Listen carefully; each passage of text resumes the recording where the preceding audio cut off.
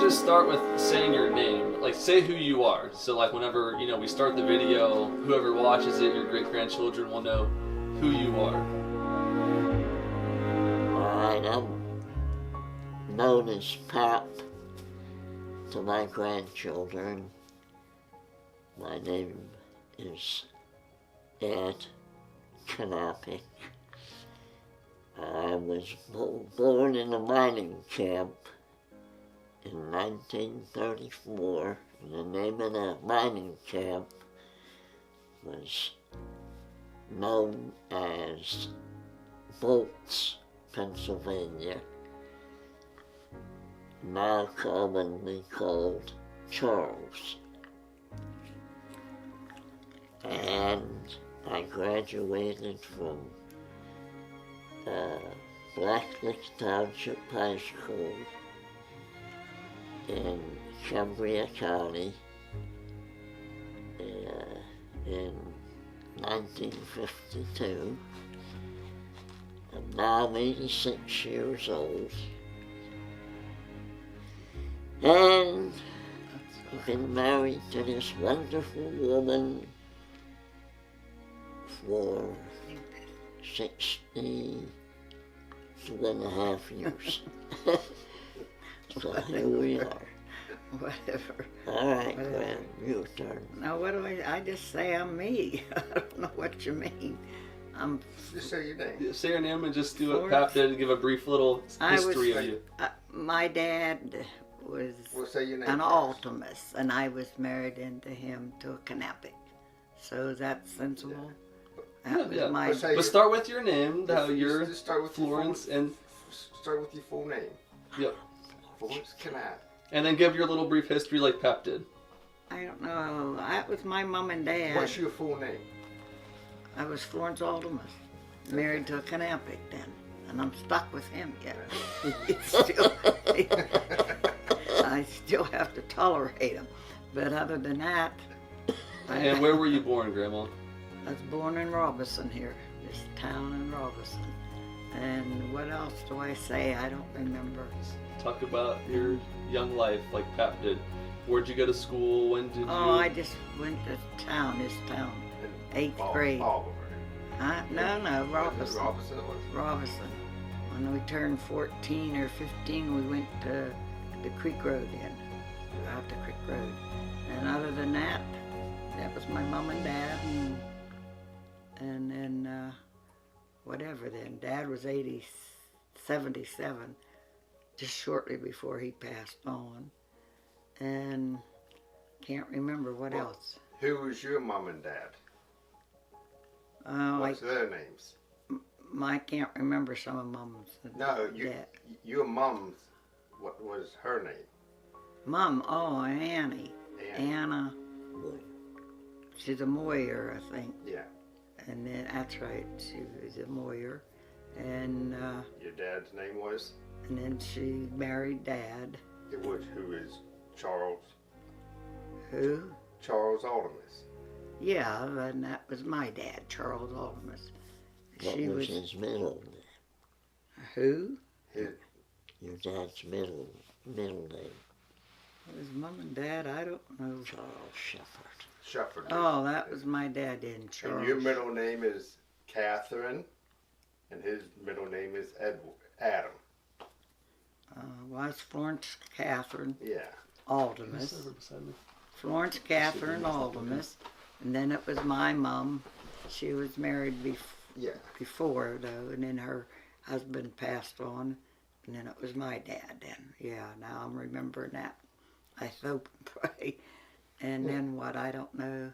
Okay, But well, I thank is for... yeah. And then Well, we'll just keep going back and forth, and you and Pap can talk. But But Pap, do you mind sharing as much as you know about your dad and your parents, and like the story of how where they came from, how they came here, and just the history? Well, my dad came over from Europe when he was 10 years old. Yeah, I remember that. He came over with an older sister, And her name was? Mary. And what was his name? Your dad's name. my dad was Michael Stephen Knapic. And he came over, like I said, when he, and I think it was in 1904, with his older sister and an older brother. But the older brother was only here a short while, and he returned back to Europe. Where were they from in Europe? What country? Dad's people were from Turkov, Czechoslovakia. And Mom's family were Slovenian. I don't know the name of the town, but it was from Slovenia, which... And her last name was Baylock. Baylock, yeah. Yeah, that was sure. Baylock or Baylog with a K? Baylock. Baylock. B-A-Y-L-O-C-K. B-A-Y-L-O-C-K. Yeah. And do you know why your dad came over here to America? well, he had no choice. He evidently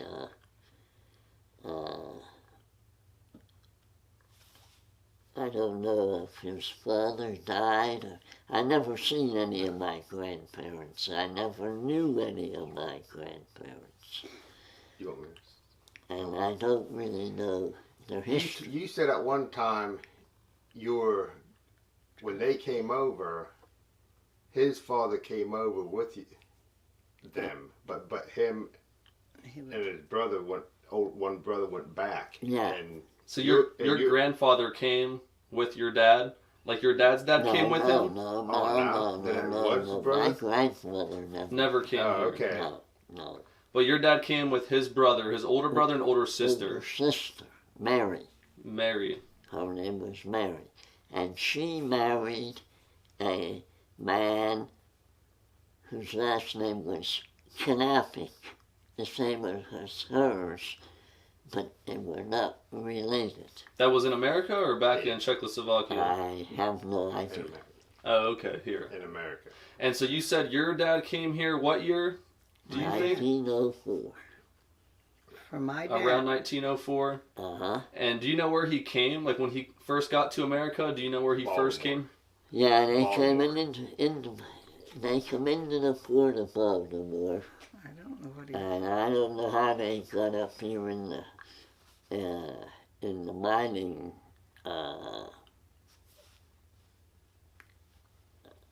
Industry? Industry,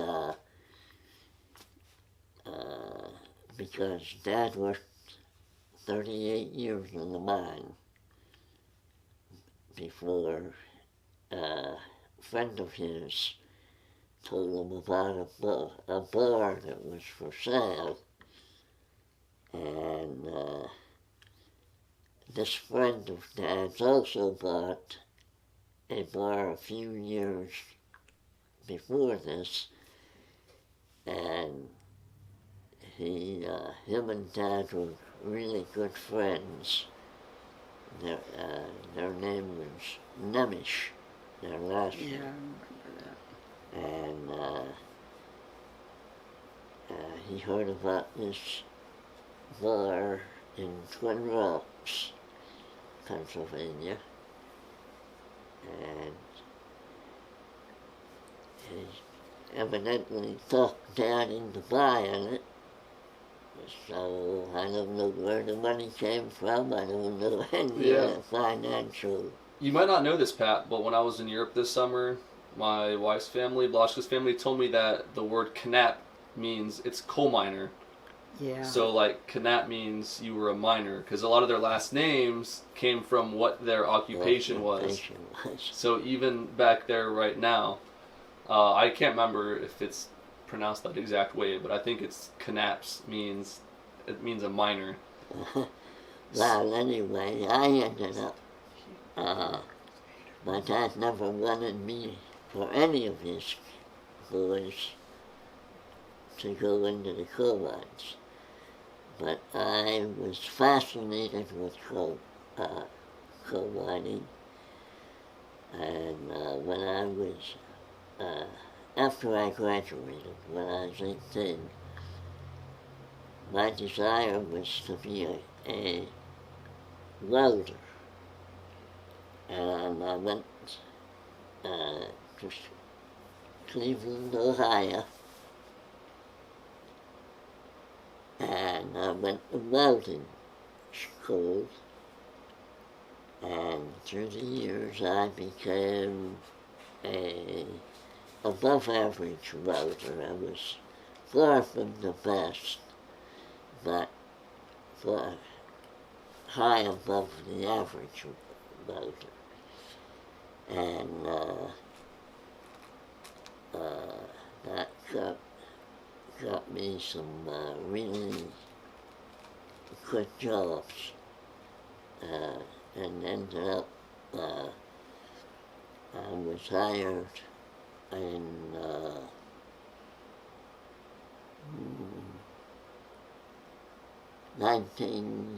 January of 1968. I was hired in the Florence Mining Company. I'm hired in as a mechanic in the mines, machine repair. And that's all I ever did. I never shoveled a wheelbarrow load of coal. I worked as a maintenance man, an electrician,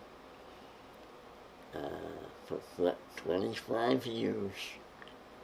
And it was really a godsend because I made good money. And in the earlier days, that's where I met this woman sitting here beside me. I remember that. I was looking out a window at a small parking lot where we lived, and this blue car came in. He knows everything. And opened the door opened on the car, and this lake, first lake, come out, and I said, wow. As I was looking out the window, and then this beautiful woman stood up, and I said, man, I have to meet that woman. And where was that, Pat? That was in the brothers. Down here? Uh-huh. Down where the other buildings are. And how old were you? At that time, I was about 21, in there. And Grandma was how old? She's only 6 months younger Okay. than I am. And what brought you there that day, Grandma? Just went over to visit with my brother Leo in Lorraine, and Uncle Leo. And he called me in at September.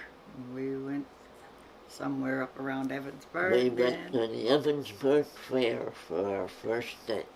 And then... so when you first met her that day, you asked her on a date? Yeah.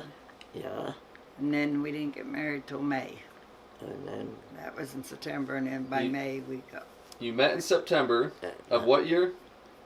1957. Say the year, I don't know. 1957? Whatever. Yeah, that's right. And then the following year you got married? In May 17th. Yeah. So... We married.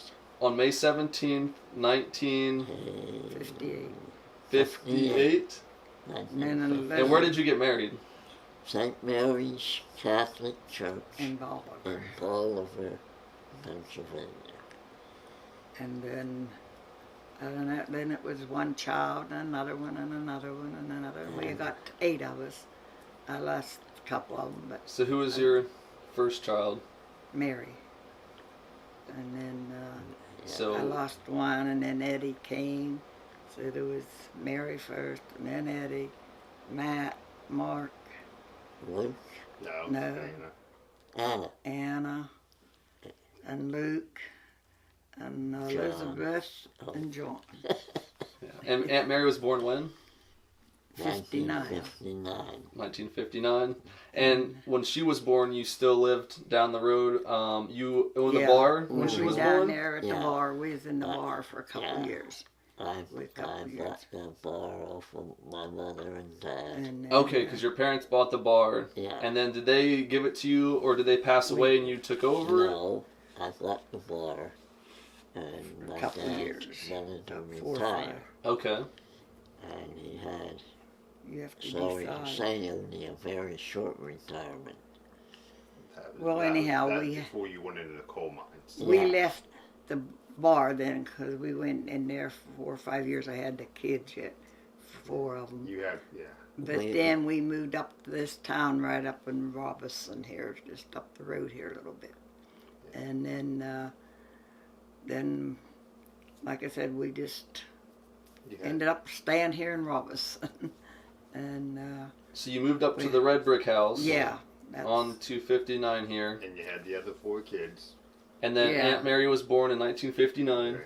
And then Uncle Ed was born 61. in 1961. And then after him was Uncle Uncle. Matt. That 62. 62, And then my 63. dad, And 63. Mark. 63, and And then 64. was who? Anna.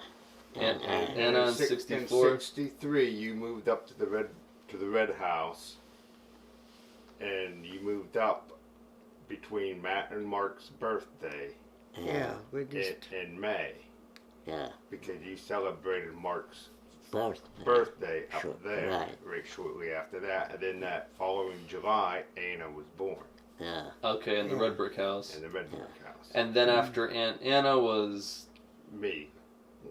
Uncle and first, and then Anna, Luke, he'd be And then the after sixth. Uncle Luke Elizabeth, was born in 19. 60. 65.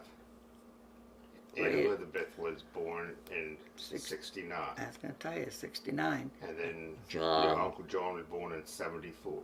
Yeah, right, he's 5 years in. yeah, So Uncle John was And then- born. And we 1974. passed one then. We passed one. It was about 4 months or something. We had You 8 children lost. in 15 years. 8 children in 15 years. Right. And you lost 2. Yeah, Yeah, that's what I said. You lost one between Mary and Ed, Yeah. and one after John. Yeah, that right. was it. But other than that, we all still get along and do our They were- thing. And it was my dad. My dad, like I said, he was a little older. But then Mom, her first marriage, because her husband passed on just She, then. yeah. She was married to a Friedhoff. Yeah, my mom was married to the Friedhoff, and then she After moved he around. died. She moved down to Robinson here then, and she met my dad. Yeah, And- after he died. And then there was us, our kids. We lived in this little town of Robinson here. So your parents met and moved to Robinson Yep. and had how many kids? I don't know how many do we have. I have to remember. And Well, there's Uncle Fran, because he was a Friedhoff. yeah, he was a Friedhoff Yeah. first, and then she was married. And then his dad died, and then Grandma married Charles Aldemus, right, and you guys had Uncle Judd. yeah, James Yeah. Justice was his real name. We called him Uncle Judd. yeah, And then there was Aunt Pearl, yeah, Yeah, and then there was Leo. Uncle Leo, and and Mom, you, and Mom, yeah, and then Mom. Well, you. and we lost. Martha. We lost Yeah. some of them. Yeah, there was one couple lost, but My then, one was but only- after you, there was Aunt Martha, and Sister. and then Aunt Mary. Mary, yeah, Yeah. And on your side, Dad, do you remember? yeah. Well, my mom and dad had first child was a girl by the name of Catherine, and she passed away in 1918, I believe it, and they told me. And then after her was Uncle John. my brother John. And he was born around 1916, I think. He was 18 years older than me. And then after Uncle John was Aunt Marge, and then Aunt Kay, my sister Catherine. Now, do you remember Aunt Marge's real name? Because remember, she didn't find out what her real name was until she was in her 90s. Her real name, we always called her Marge. I never knew her by any other name. And it came and to pass she had to get a birth certificate. And her name on the birth certificate was Mary Margaret. But I never heard her call Mary. It was always Sister March. But her name was Mary Margaret. She just turned 94, I think. She's still alive? No, she she passed away. She was, a few years no, ago she now. was 96. And then, Okay, so there was Aunt Marge and Aunt Kath. No, Aunt, Aunt Marge and then Uncle John. Uncle who? John. I don't know. John was the oldest boy. I know I had my half But brother. there was a Raymond. They had a little boy named Raymond. He was 18 months old, and he passed away. I think his was in around 1920, somewhere in there. Very, very close to 1920. And then there was Too many. another sister, Catherine. So, and she grew up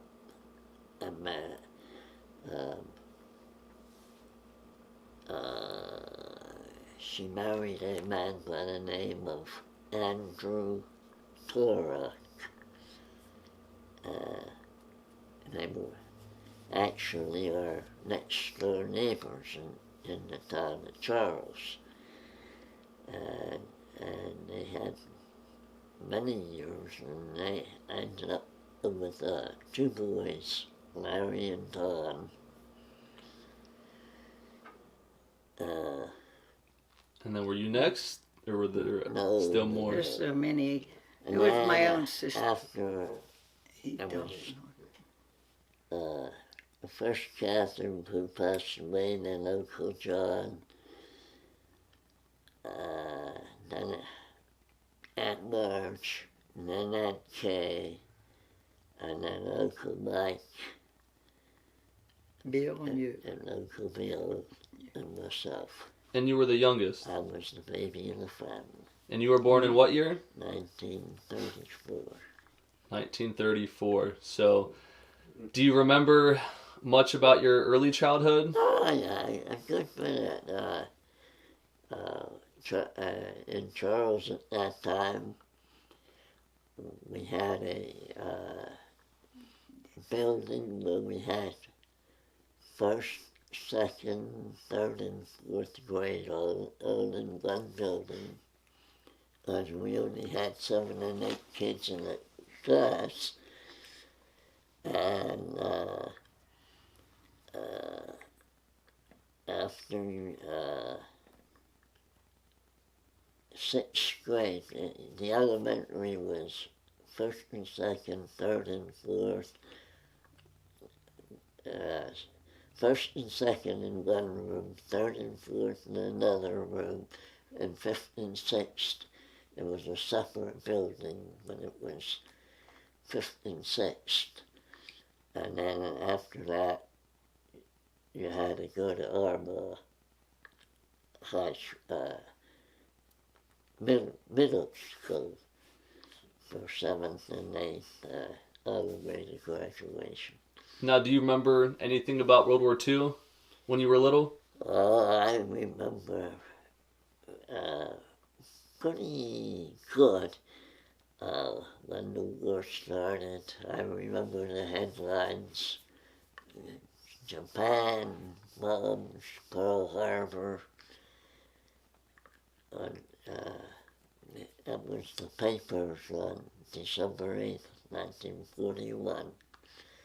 I remember the big black headlines: America at war, or declares war. And the war years, I had some of the men wrote me letters. I was the town baby in Charles, and some of the men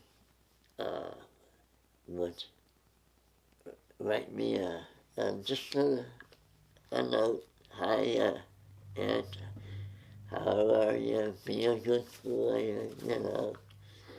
And I was only about 7 years old then. But boy, when I got them letters, I was the proudest kid in town. And these letters were from who?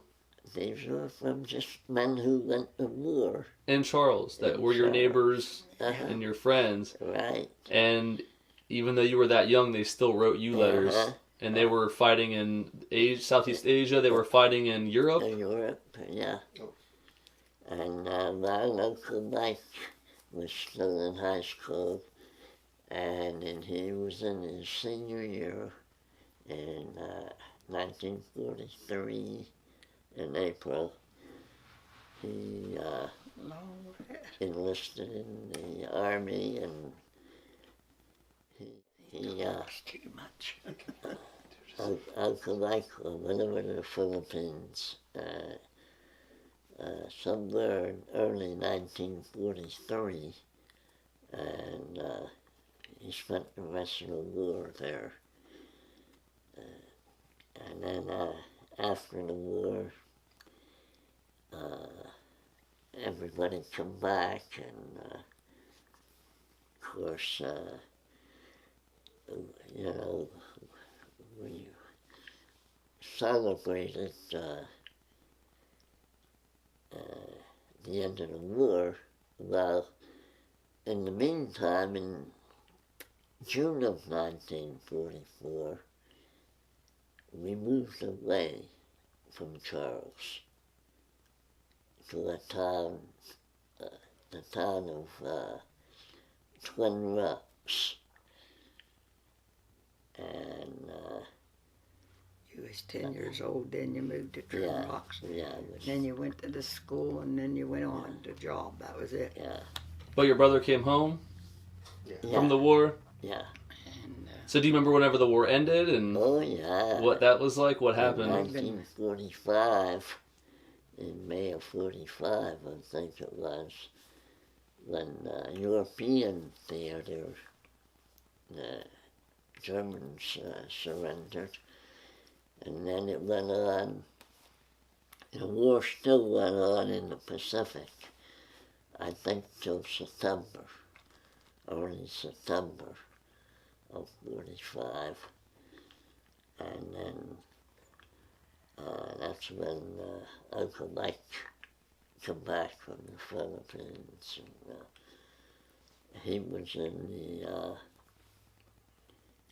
I don't know if it was just the engineers or combat engineers, but I know they seen action because I would hear him and the other guy that was in almost the same place. They were separate, but they both ended up going overseas, over the Philippines, and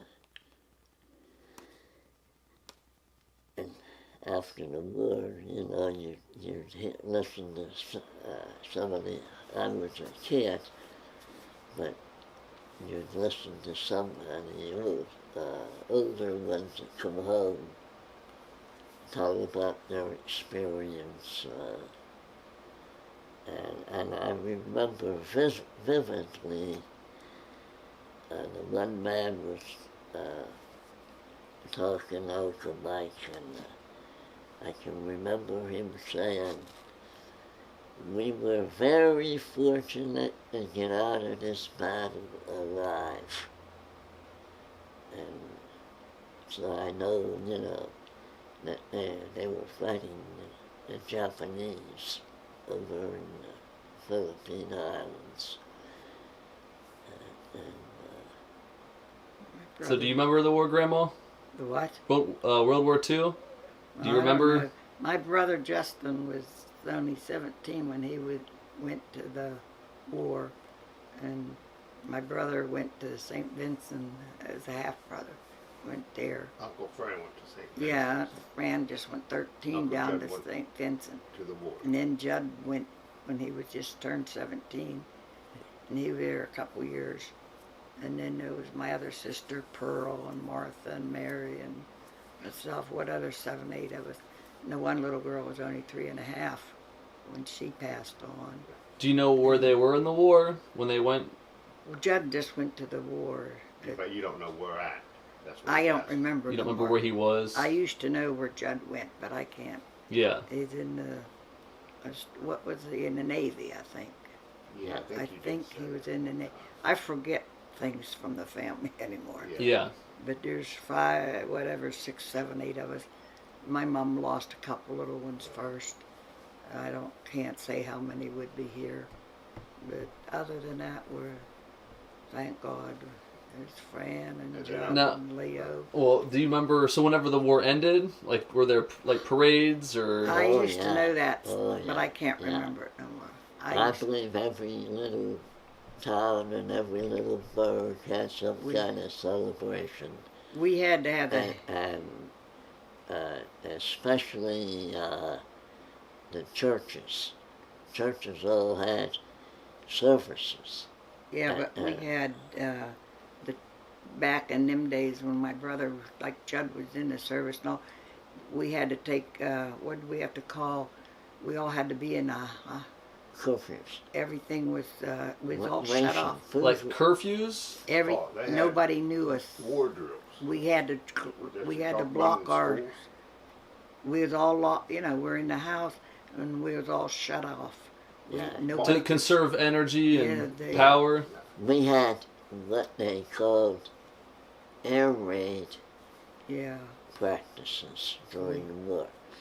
When the sirens blew, you had to turn out all the lights at night. It was pitch black.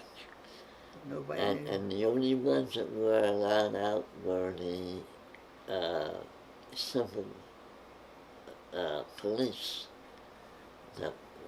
We didn't see nobody. Everything was dark. In each town. And if anybody had a light on, they went, this is not we had rough only days. A drill. You must be absolutely dark everywhere. No lights at all. Right. So do you remember, like, rationing food? Did they make you ration food and fuel? And we had government stamps during the rations. You could buy only so much, and you had to use the government stamps in order to buy certain things. And were gas stations wide open, or could you only go certain days or get so much fuel? Gas was rationed very tightly. I know gas was only about 20 cents a gallon at that time, because I remember we had a 36 Chevy, and I remember Uncle Mike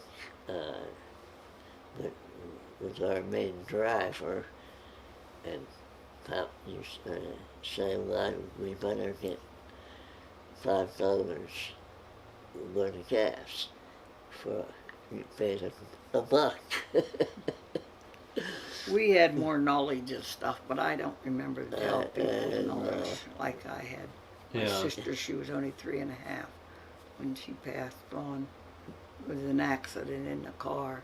She was going up 22, going up towards Evansburg, and anyhow, a few weeks took it off of her, you know.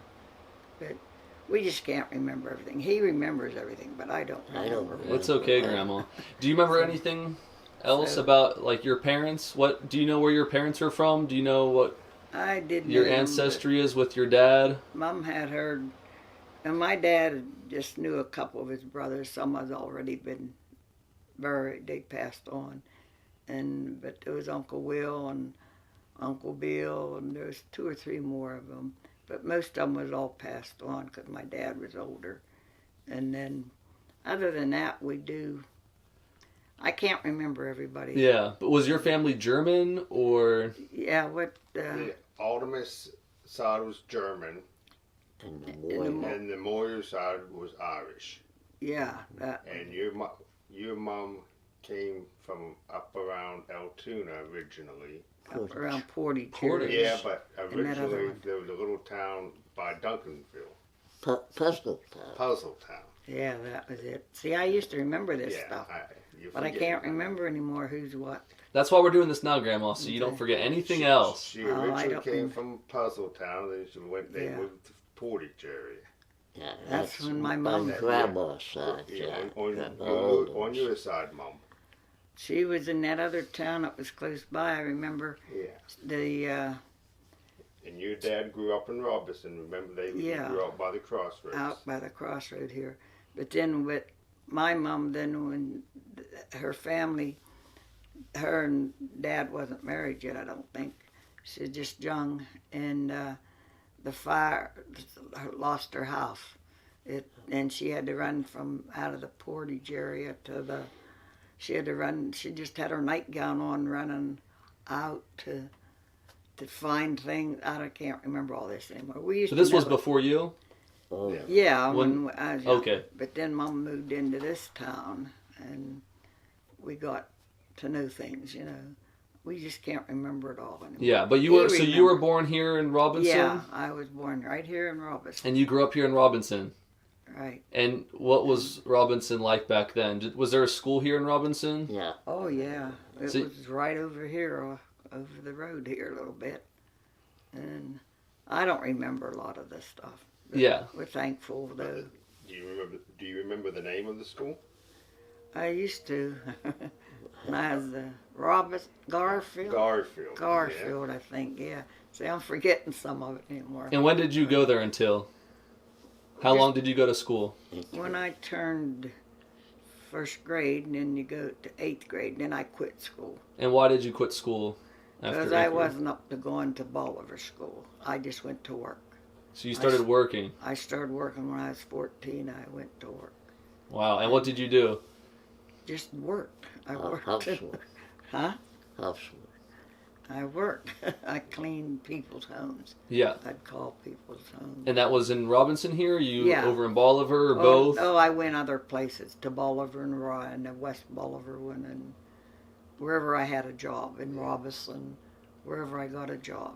And at that time, was that common for people to start working when they were younger? Yeah. And then I met the other lady for the last couple of kids. There was about 6 of them. And then that's when we got married then and had a couple. She worked for a family where the husband worked construction work, and he was away from home a good bit. And they had 5 or 6 children when they hired Mom. And what he said.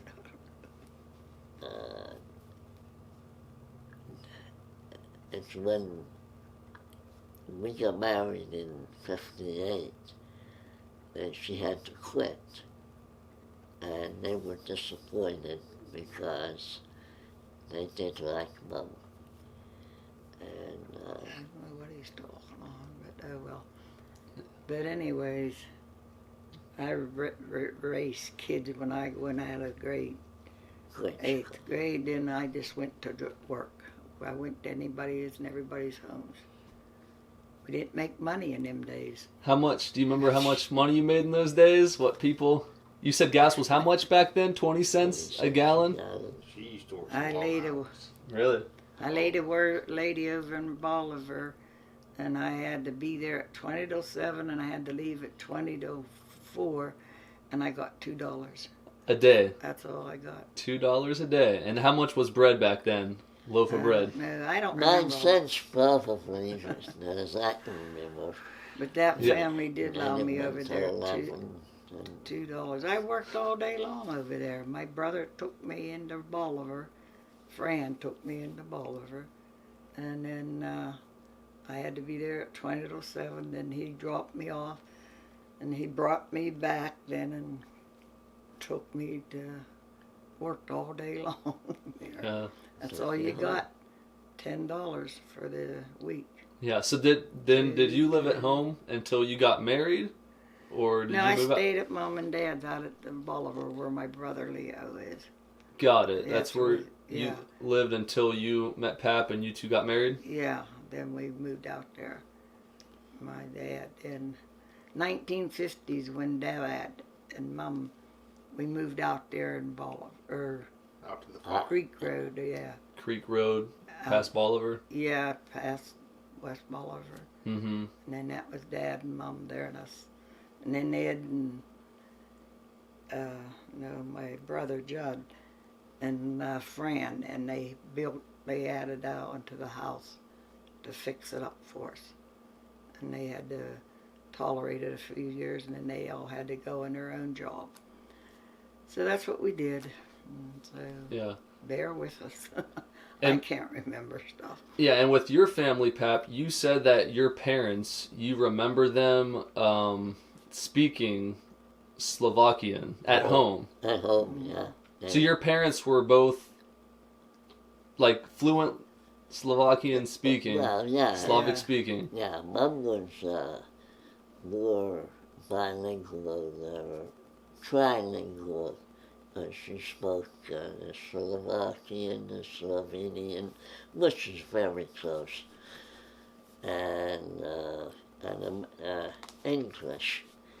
And they wanted us kids to learn to speak the European language.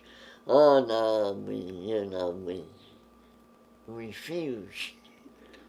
And boy, what a mistake that was. Because there were some really good jobs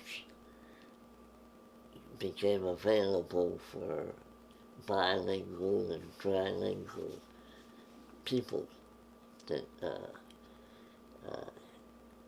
became available for, people who could speak different languages. Do you remember why you didn't want to? Was it you and your siblings that refused to learn just because you were in America and didn't? Uncle John knew, Max, my oldest brother, John, knew a good bit of the Slovakian language. But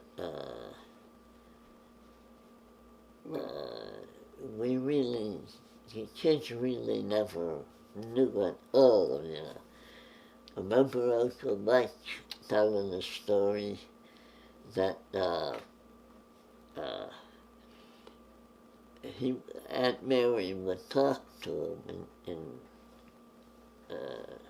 Slovak, and that's Dad's older sister. And Uncle Mike would say yes or no, and yes or no, and he got away with that, he said, for a couple of years. And then she asked him some question, and he gave the wrong answer. And she repeated the question, and he said the wrong answer. And then that's when the cat came out of the bag. He didn't know the language, hardly at all.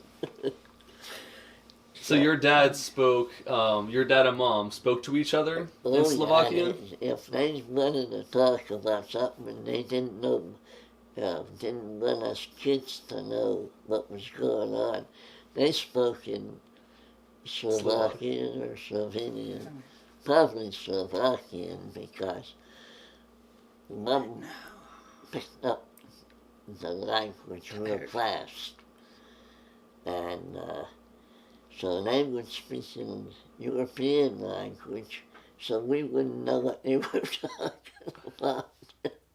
And then, so did your dad have an accent? Like, was his English? No, that Pretty was good. amazing. My dad spoke really good English. In my family, I have more family than people realize. We had Aldermasses and we had Moyers, and we knew them from from up in the, Portage. what's the name of that town up there? Portage. And around. We had a lot of, Puzzle. I got a lot of aunts and uncles, and we used to visit them, and they visit us. Yeah. And we did that, but I can't remember all that anymore. But Do you remember, did they speak other languages, or had your No, family been in America we for a did few okay. generations? Yeah. Her family. We did. Was But when I'm thinking of it, I just say, but that's enough. They'll just say, if you think No, of it, just say it's it. time for me to Yeah, get yeah. out. It's going to take me a while to get out That's of here. okay. And Her family came over And, in about the middle of the 1800s. Oh. we had a lot of family on yeah, both had big sides. families. Yeah, we had to. And do you know where they came from and where they came to? Or No. were they never really sure? know. I never heard them say. I knew a lot of them, but I don't Like in remember. our family, Come on. Dad, we know, came from Dukov, Czechoslovakia. Mom's people came from Slovenia. And us kids, I don't know why, but we always equated Slovenia with Slovakia. And they're two different places. And Grandma always said that her people were Slovenian. And I never realized that until I was probably 30 years old. Somehow I was looking at an older map, European map, and I see this country by Albania, and it's Slovenia. And I remembered my mom saying, well, they were Slovenian. So I really don't know if her people were just bilingual, Slovenian, Slovakian, because Mom could speak the language fairly well. And I say, like I said before, if Mom and Dad wanted to keep something away from us kids, they would speak in the Slovakian language, and of course, we didn't understand it any more than a man in the moon. Who's in that picture? It'd be Carmen. Carmen. Abby, Isaac, and Caitlin.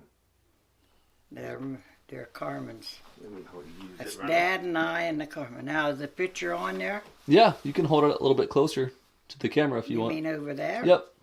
But you can see it. Can you have that? That would see their grandchildren, great-grandchildren, I guess. It'd be your great-grandchildren. Yeah. You can see them? Mm-hmm. They close enough? Mm-hmm. Closer yet? Yeah, it's fine. You can see it there. Does it hold it? And that'll see their 3 of their grand. They'd see the other ones too. Right. I And just bought these it. are Carmen's children. Yeah, those are Carmen's. And 2 Aunt of the Beebe's neighbors' kids. daughter. Right? Who? What am I doing? Elizabeth's. Oh, Just over a Elizabeth. little bit. They're Elizabeth's. Just so when they're looking at you or me, it's kind of still. Yeah, on they the was camera. there for the holidays in Yeah. the summer. Yeah, okay.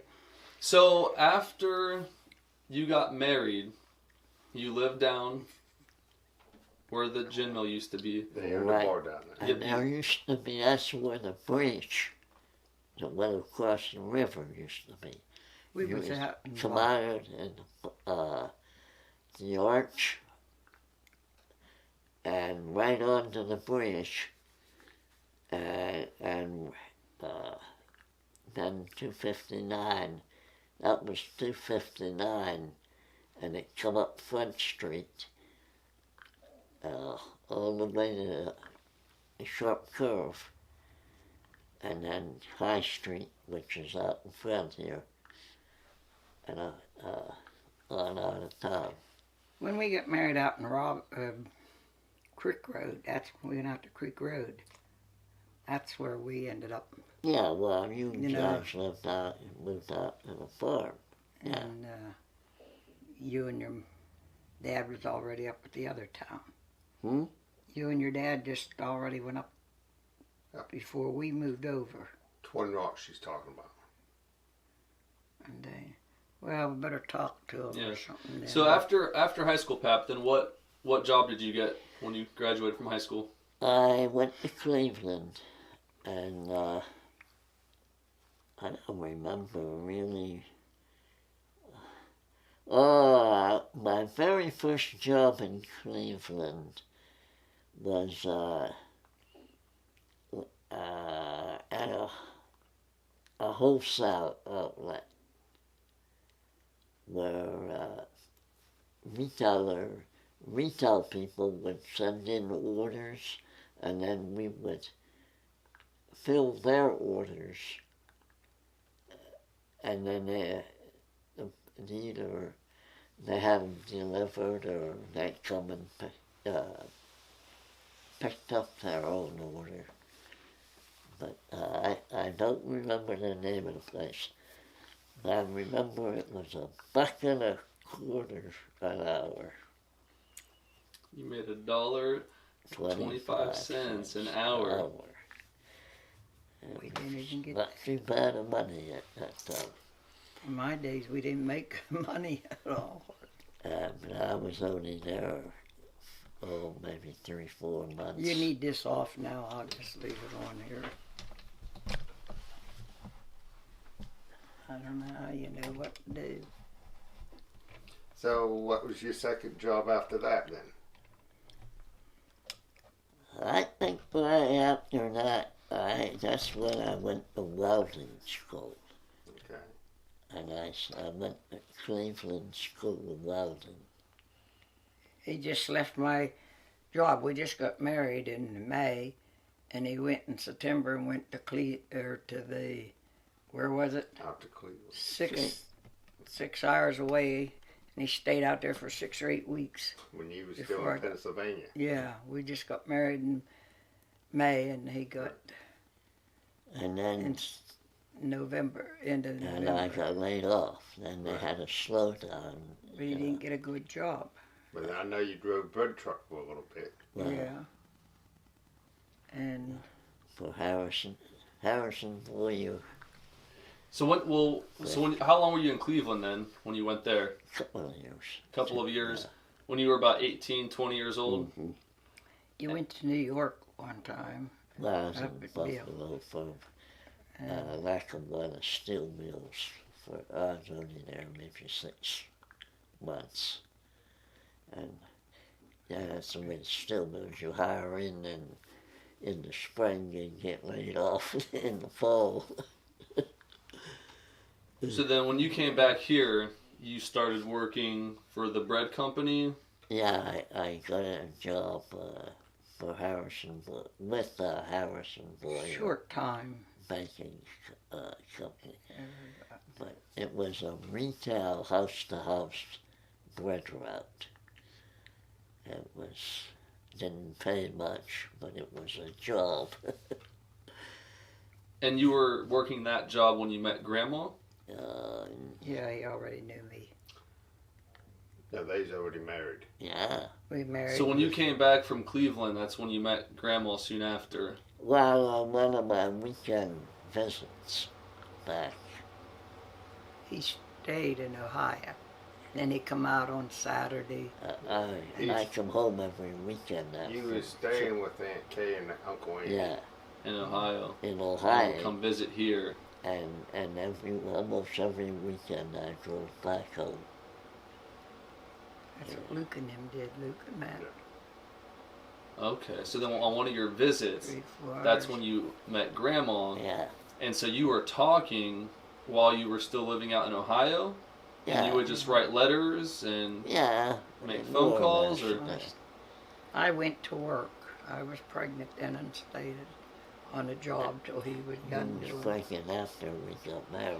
Yeah. So you met while you still lived in What do you Ohio?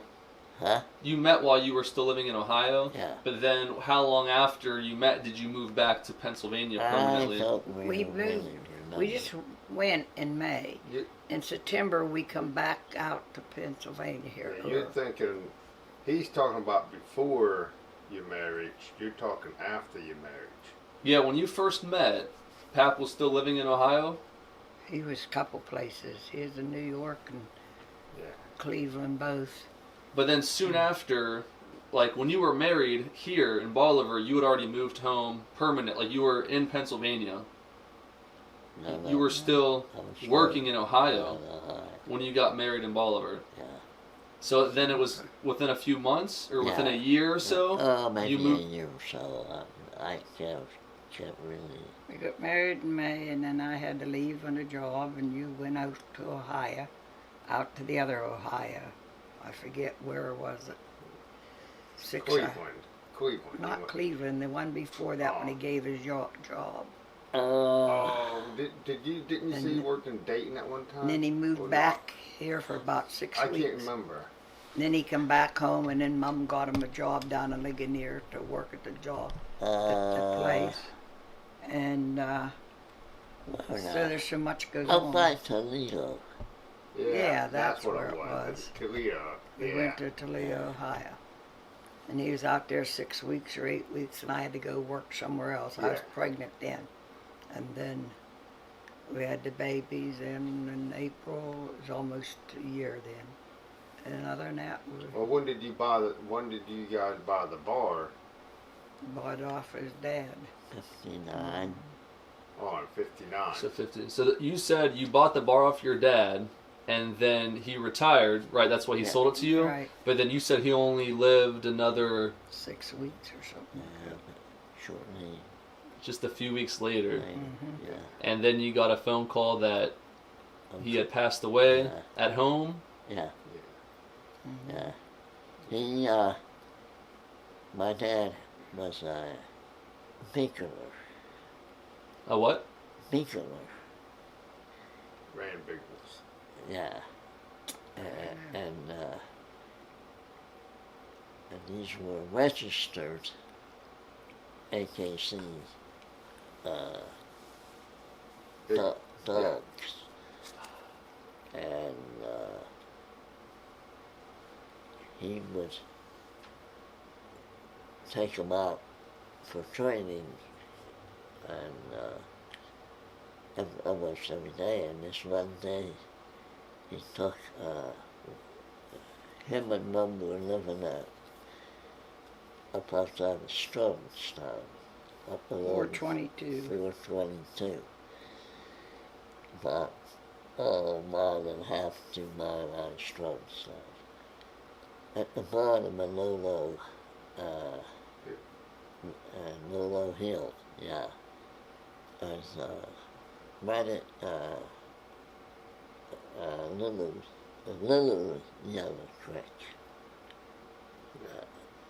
And as the creek wound around and come through our property at the lower end of Dad let that 10 or 12 acres there.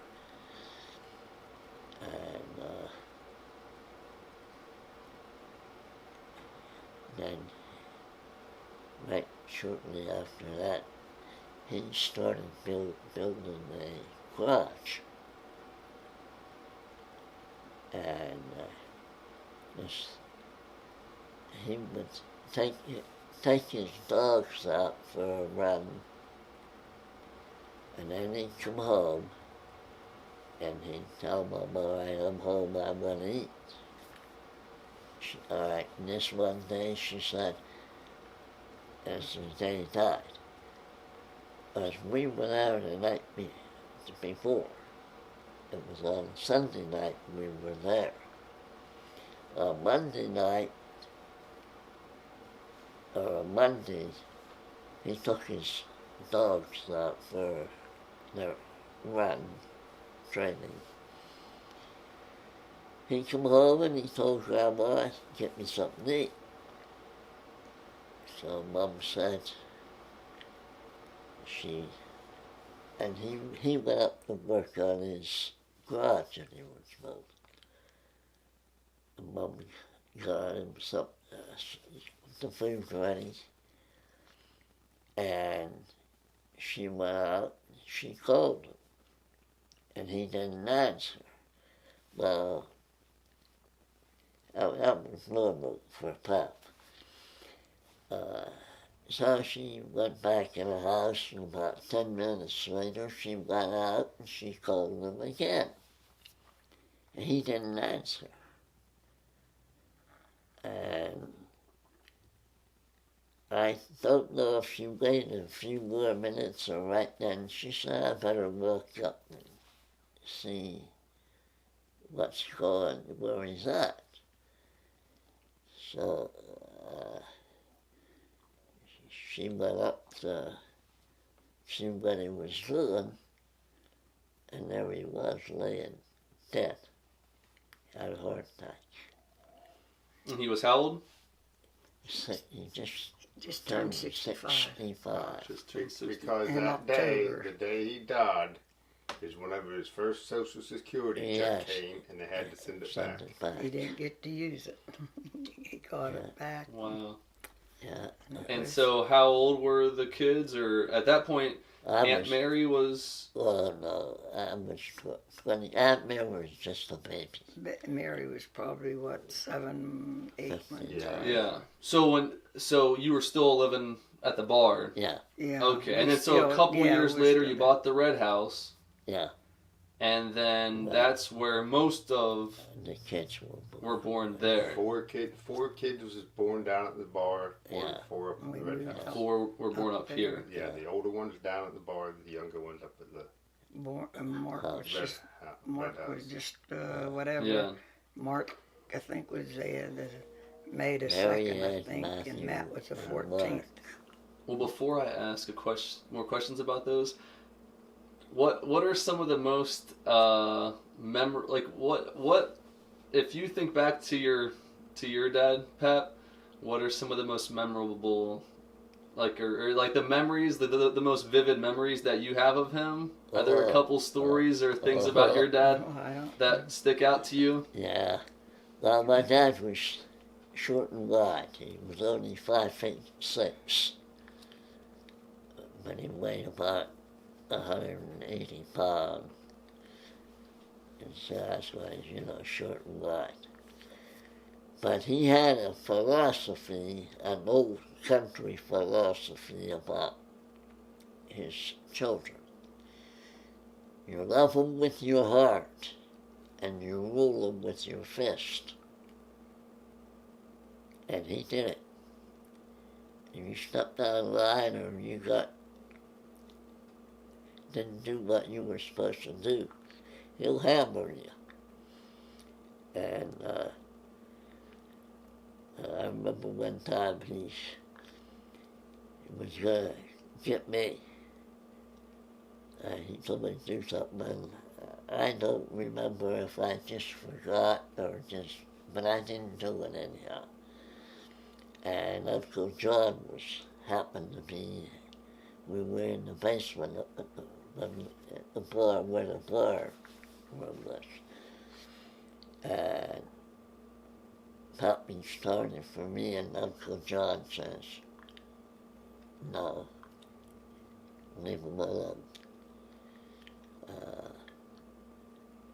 And Uncle John, like I said, was 18 years older, you know, he was a grown man already. I can remember that pretty vividly because Papa would have hammered the hell out of me. He was that way. Yeah. Whatever. Huh? I say whatever. There's always stuff going But on. then there's other ones. Yeah, are there any other memories that stick out in your mind? Remember the car trip? You and your dad? Oh, yeah, he wanted to go to East Berlin, Pennsylvania. You remember taking your pap? And it was a little town over east in Pennsylvania. And we got in the car, and Pap was 30 miles an hour. That's the limit. Well, when you go on the main highway, there was no 4-lane highways. You're driving 2-lane everywhere. And you're going 30 miles an hour. You're a menace.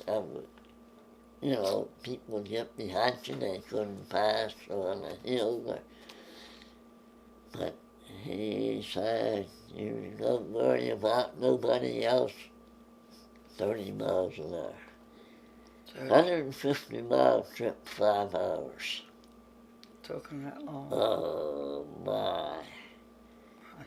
You know, 150-mile trip today, an hour and a half, and you're there.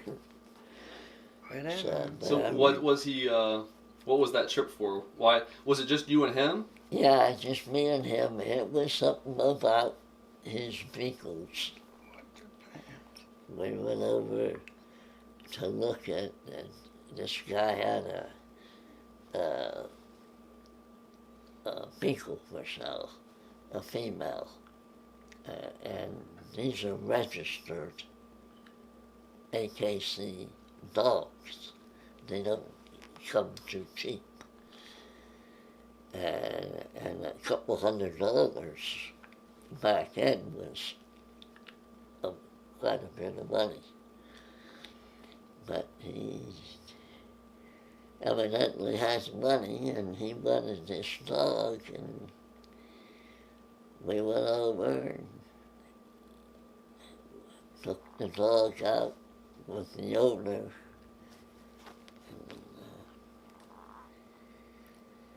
Anyhow, he ended up buying the dog, or not on that trip, but he got it later.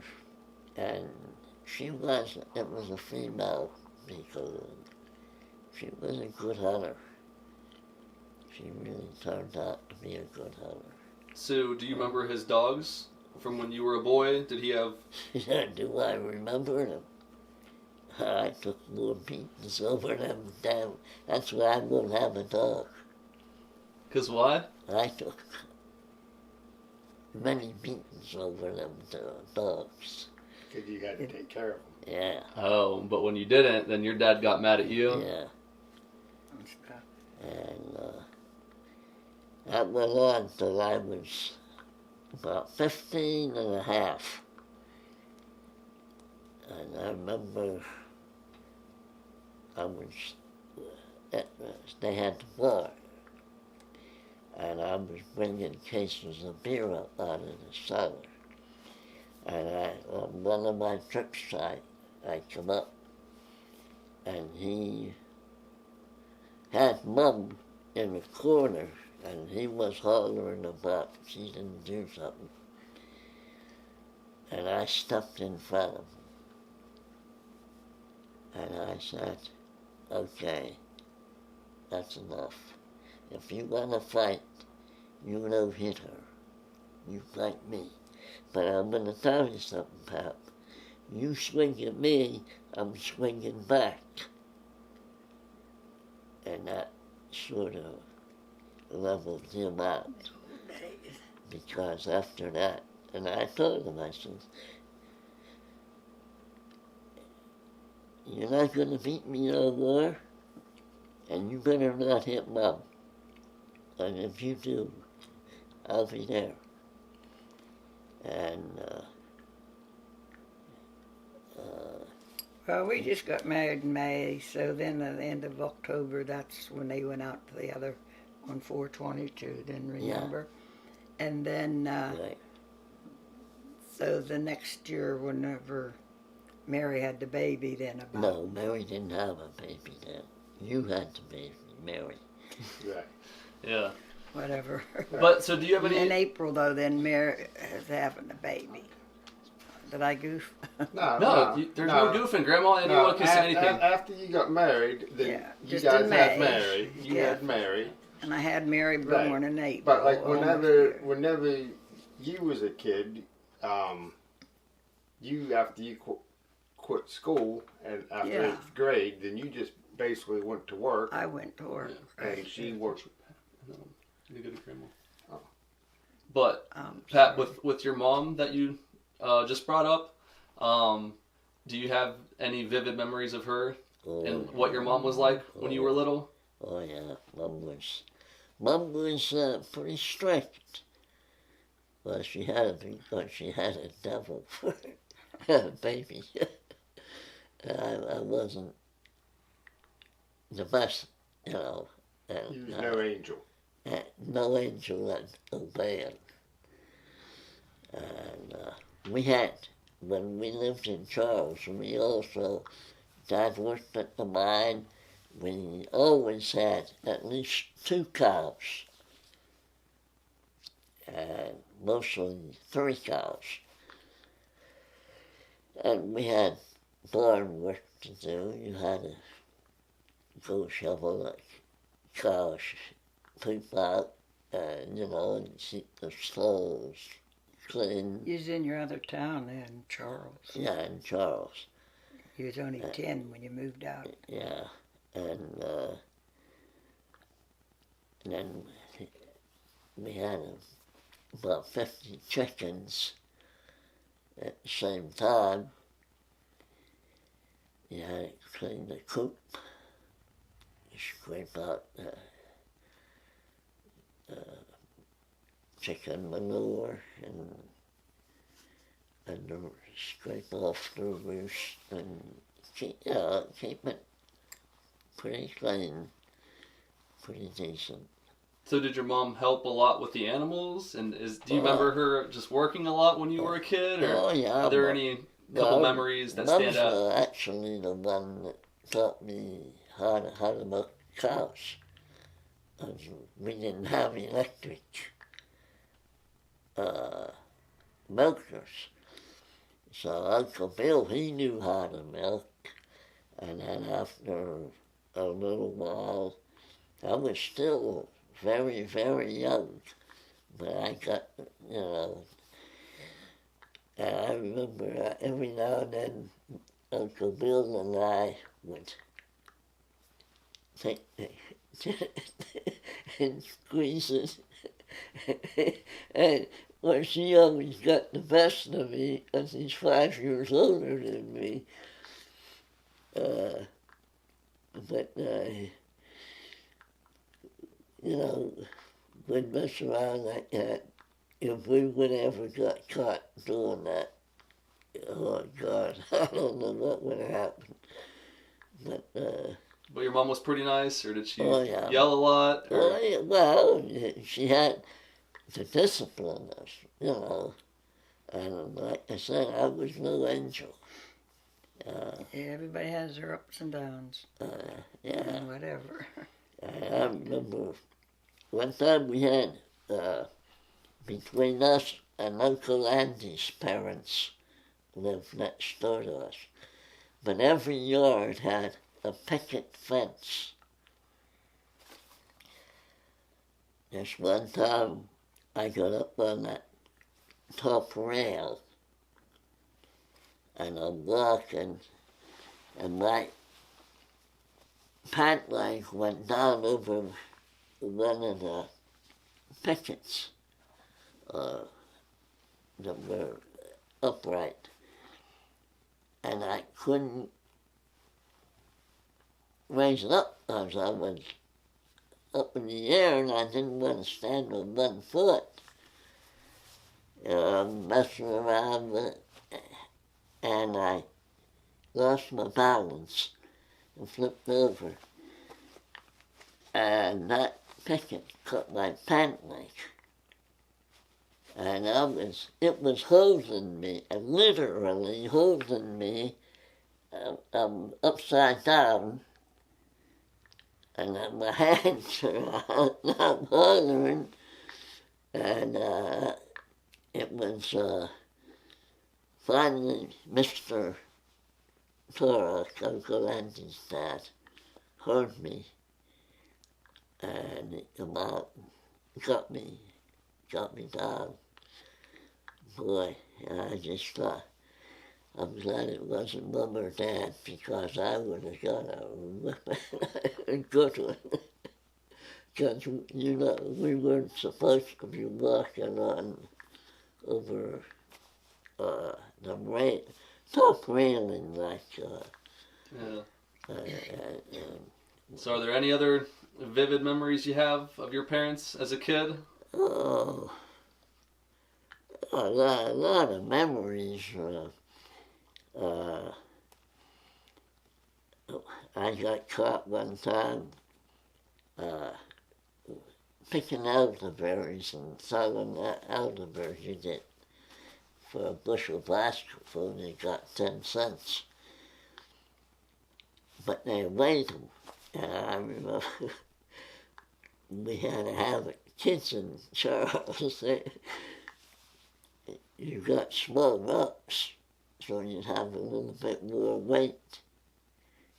And you put them in the bottom, and then you pick the elderberries, covered the rocks. So, but anyway, I don't know what happened. I think it was Uncle Bill or Uncle Mike took my basket and dumped them in another basket. Well, of course, when they dumped them, the rocks showed up. Oh boy, did I get it on that one. You're not allowed to cheat. That's cheating, and you don't do them kind of things. That's cheating and stealing, you know, lying.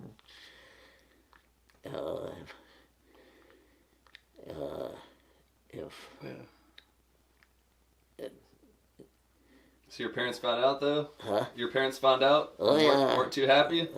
No.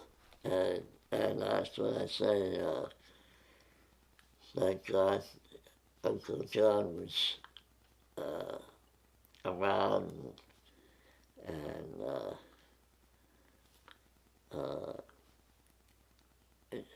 John was, like I said, a grown man, and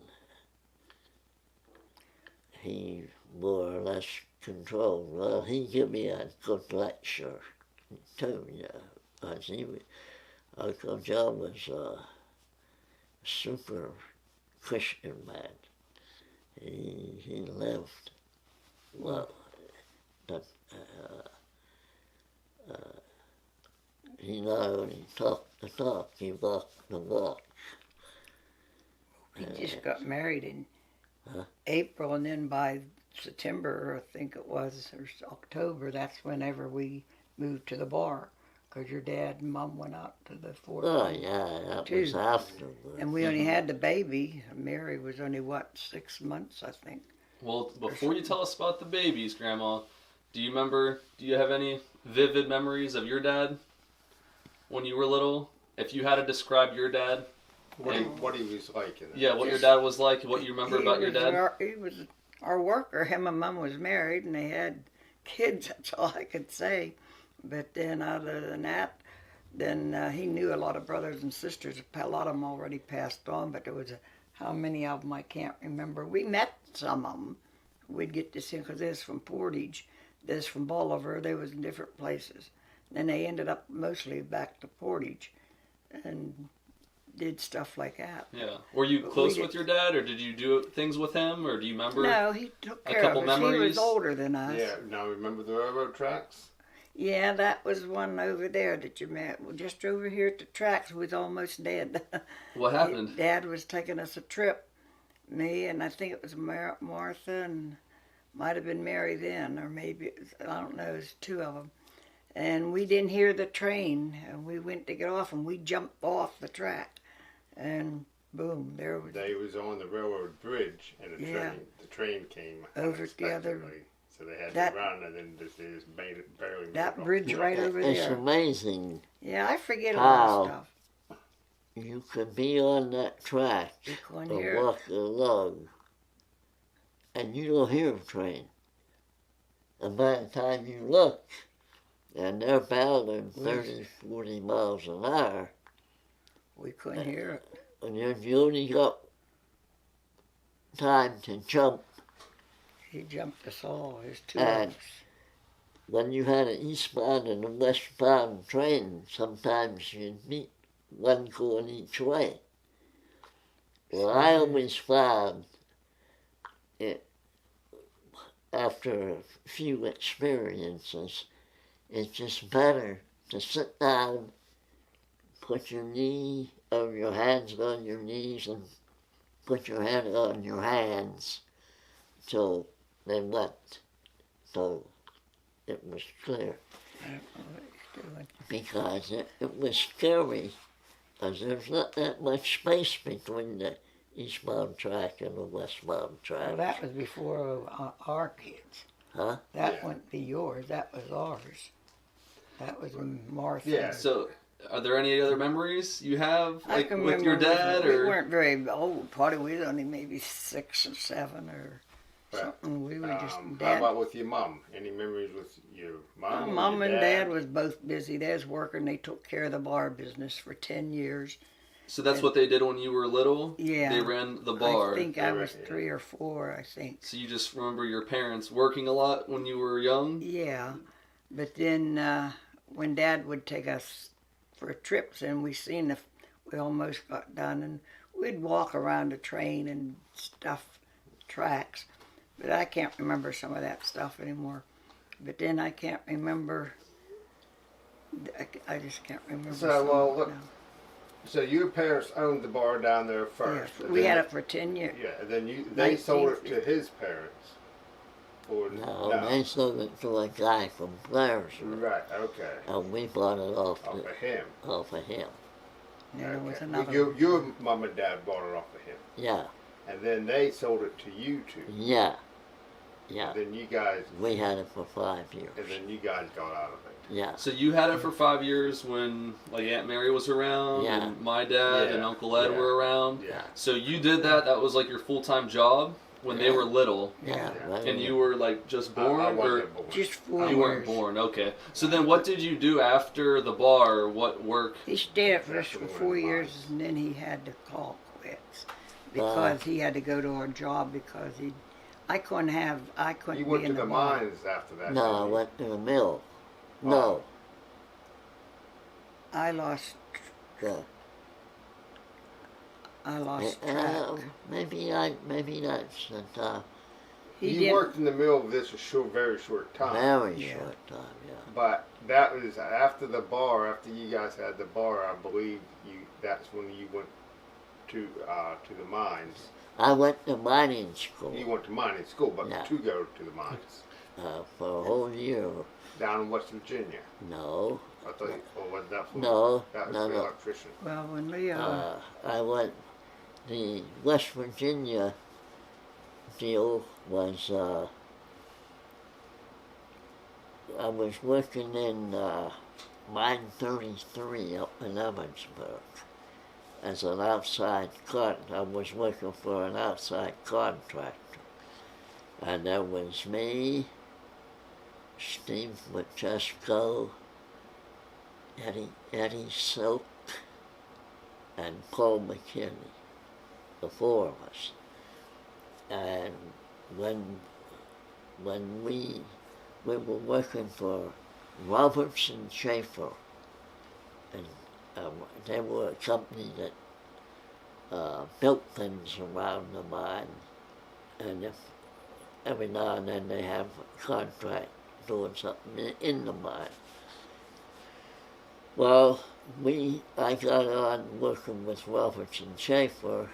That's when I met them guys. And You had a lot of jobs. huh? You had a lot of jobs. Yeah. You Well, couldn't anyway, remember them all. we finished up in Evansburg, and then that company had a big job way down around Bluefield, West Virginia, and building a temple, a mining temple down there. So the four of us went down to West Virginia, and I was down there for about 2 months, and that was hard because, and you're keeping yourself and you have to have money for the family. And on one weekend, I went to, when I was home, I went up to, was it Jim Brett, Speedy Brett? Yes. I remember you was riding down and guys going down to find where you was working at. Yeah. And that one guy told you Oh, out down yeah, the on street. one of them trips down to West Virginia. We're way down in West Virginia, and we're out in no man's land. And there was a guy walking along the road, and Paul McKinney, he was driving. And he looked over at me and he said, "Hey, Cappy," that's what he always called it, Cappy. "Hey, Cappy, who is that guy?" And I looked at him and I said, "How the hell would I know, Paul?" He says, "Well, you know everybody else. I thought you might know him too." Did. But see, when we worked in Evansburg at Mine 33, and I was from Twin Rocks, I knew a lot of guys that worked in Mine 33. Because they had been from Nanny Grove, Twin Rocks, Bellsailor. 33 was a big mine. And so that's where Paul got this idea about I knew everybody. And it was just so comic the way he come out with that. So Grandma, what did you do whenever Pap was out there working? That's when all the kids were young? Yeah, I was raising He would be out there working? So what were you doing back here while Pap was out at work? I was just taking care of the kids when I was in the bar for the 4 years, and we had to quit, because he had to start taking another job because I'm taking 4 kids in and expecting the 5th one. And then I just said, whatever. But then that one time, that was the year the 3 of the kids was little ones. And where Leo, my brother, used to be out in that other town, he moved out to where my mom and brother was. But anyhow, Dad, the bar wasn't working right or something. And, it was something I can't remember now. But anyhow, I had to take the 3 kids. I was pregnant with the 4th one, and said I have to take the kids out to Leo's old place because he moved to his other house. Remember going out to my brother's. So anyhow, whenever I went up there that night, I said to Dad, "Can he just stay up at Leo's place? I don't want, it's bad winter and stuff."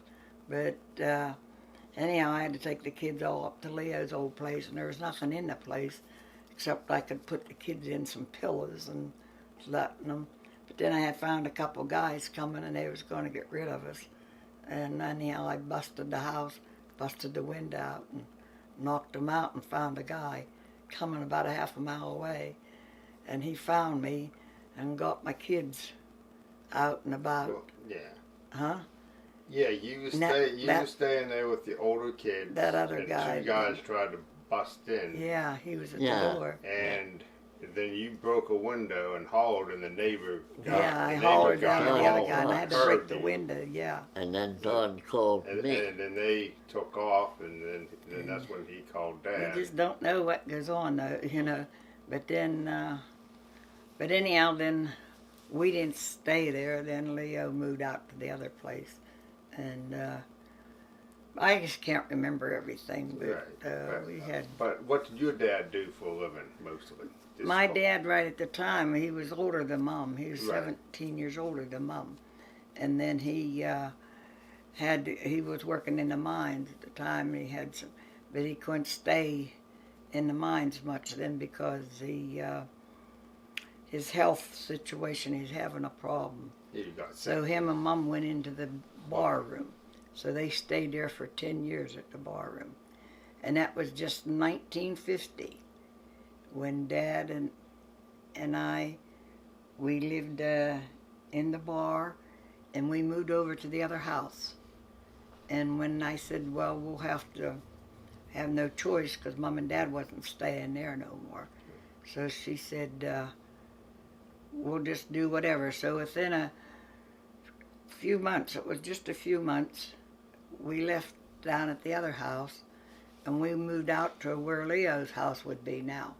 My Mom and Dad found that other place out there, out the Creek Road, Right. and said, we'll just be out there. The house wasn't fixed up or nothing. It didn't. We didn't have any water in the house. We No did- running water in the house. We didn't have no No power, electricity. no electric or nothing. It was just a house. And anyhow, then till that was April, I think, and we moved out to whatever it was, November or October, I think. I don't know, one of them months. So then we decided, well, we have no choice. We all have to help on our house. You know, we can't turn electric or nothing like that. So when we did that, then it was in the winter, 1950. And that was... Heavy snow that year. And we yeah, but then that's whenever Judd was going down to Torrance to watch his job, and Fran was going up to beyond Evansburg. And anyways, Fran come back, but we didn't know how, and Judd had to go. It was about that high. Right. And Judd and I stuck with Dad, and I had to go to work on Saturday you said You got afternoon. like 3 or 4 feet of Yeah, snow. it was 4 feet, and we had to over there shoveling and trying to get it. And Judd walked; he ran all the way down to the other place, Buford's. down to Buford's. And Judd come back up himself. It's a wonder he wasn't dead with all the weight. And he ended up said, "Who can't get us out? Nobody can move. There's no There was nothing. no tracks Nobody." on the road. So he knew, they're out 5 miles out in the country. And he went down there because of a Y, Right. at Buford's. And Judd said, "No." There was no car tracks anywhere. No one can move anymore. Yeah. You go up the hill that way, down the creek road, up the other way, and back our way. So Dad had to come back. Not Dad, then. Not me, her dad. But, because he wasn't there yet. But So we had good. how do you guys We just worked. mostly We work? worked. Yeah, Grandma, what but do you remember about life? Working. We worked. Yeah. She worked a lot hard, a lot. We worked. So, And Mama, so Pap was busy, and he was in West Virginia a little bit, in Ohio sometimes, Yeah, he doing was. work. So you were just back here at home, raising Me? the kids, Me? Yeah. Yeah, you were just back here raising the kids. I was taking care of other people's kids till I got to be about 22, and then I got married. But and you had your own kids. Now, at the time, what did you think about, like, Pat being gone a lot? Was it hard raising kids at that time, or did you just get the job done? And did you do you have fond memories and happy memories? He's out doing his own thing when he's about to do whatever. So then other than that, though, we just got married, and we mentioned that we'd come in September. So I said, okay, maybe we figured we'd get married maybe by February or something. Then he said, no. He said, we couldn't get married yet. Then we went for the services or something then, remember? You don't remember doing that. We would go up to Indiana, and the weekend we'd stay at the ministers to tell us, I can't remember you had to miss that one weekend then. But anyhow, we just did our thing, and then we was married by May and all that, and was all out and about. Right, but he basically worked, and you stayed home, watched the kids. I stayed in that. with Now the 4 kids. And so because by the time Uncle John was born, Aunt Mary was about out of high school, right? Yeah. Yeah. So you didn't really have all of them at once at home. We had all 7 in. Not as okay, bad like 6 one. or 7, yeah. But while Pap was working a lot, you just raised them, and were they good kids? Yeah, we went to our whatever. I was yelling. He always yelled. He'd say, I got a job in the mine, and I was on swing shift. Every week a different shift. And especially when I was on midnight shift, I would come home early in the morning, dead tired. I hated midnight shift. And I would go upstairs. And while I'm going to bed, the kids are getting out of bed. They're going to church or the school. Yeah. Anyway, the kids would be downstairs.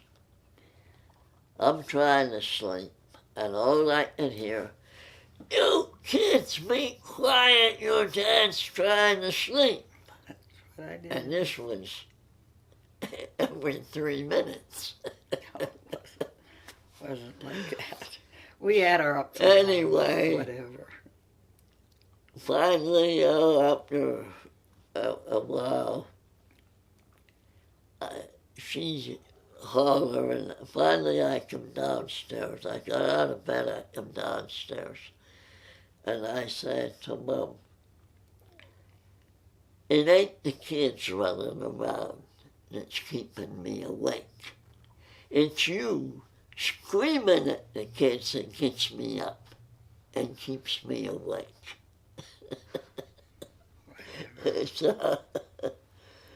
So, Grandma, what are 3 memories that you have when the kids were little? The most memorable things that happened at the Red Brick House when they were little. They'd be out and about themselves to get in trouble. I remember you, a couple of yous were Ed and Matt and you, or was it Mark and them? And Mark caught the one boy looking for the rat, and he found it.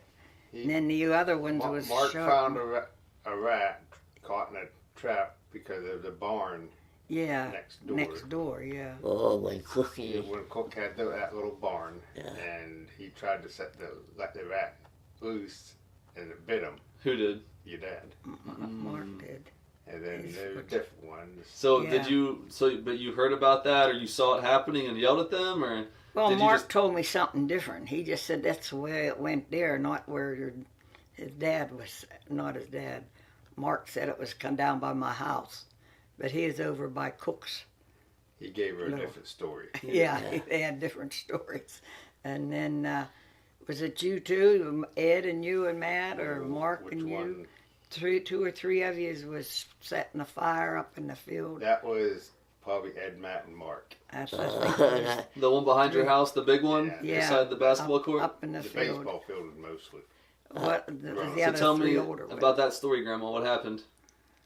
Well, they were doing something, and Dad happened to come in from the house and found he was at work, and he come in and seen that they was on the afternoon shift or something, and they seen they were up in the field, and he left them know what.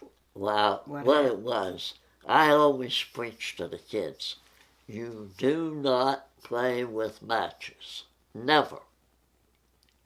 That's a no-no. And lo and behold, I'm home early one day, early from work. Mine went on strike or something. I can't remember what happened, but I come back home. And I was always telling the kids, don't play with matches. Oh, no, Dad, we don't play with matches. We don't play with fire. When I come home, I look up in the fields a little bit, and there's a nice fire burning. And 1, 2, 3, 4 kids around the fire gathering wood. Our kids took the fire Luke was still little yet. and kept the fire, you know. So I went in the house and I got a camera, movie camera. And I never hollered at the kids, but I come out and I took pictures of them around the fire. Never told them I had the film developed. And I got it back and I watched it. One day I was in the house and I thought I'd bring the subject up about matches. But, oh, we don't mess with fire, we don't play with fire in our matches. Oh, I was really happy. I said, you know what, we ought to watch some home movies. That was after I got the film back. So I put this film on and played it. Pretty soon it come to the part where here's fire and all, and there's all our kids. I said, you know, there's a fire there. Who's them kids around that fire? Well, they couldn't say. You know, They got caught. They got caught He red gets in handed. one or the other one time. He always has something going on. And I can even tell you he won't want me to tell you that one. Say it. I'll tell him the time when he goes drinking or something. Oh, yeah. Oh my gosh, he's out of time for years, drinks and stuff.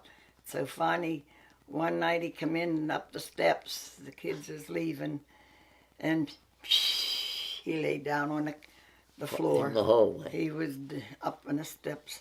He went Couldn't up the even make it to the bed. and he was going to go back to his bed. And I thought, yeah, now there he's laying there, and he's out of it. And I said, so what he did, he went and took my picture of him. He had it taken off. He didn't want nobody Well, no, to know. you took pictures of me laying there. Yeah, and I took your picture, and you got rid of it. Well, I got it developed. And I Yeah, had we never got rid of it. We got rid of it because he wouldn't lay in the bed. Yeah, you had it for a while. Yeah. And Dad got rid of it. He got rid of his booze. Guys, And Him being passed out in the hallway. yeah.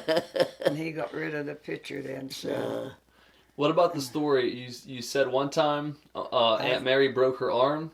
oh, she fell out the window. What happened with that story? She jumped off the roof and Her Well, and go Mark- tell the whole story, Grandma. I don't have the whole story, but Mark and her, I think, was up in the bedroom and goofing off or something, and then he happened to lock the other door. And then he left it, and Mary's waiting and knocking, and nobody's coming down. And I guess she jumped out the window. And then some of you kids got out on the other windows. How was that? Some of you guys up in this old house. Some of out on them. the How- other roof. Yeah. So how did you find out, Grandma?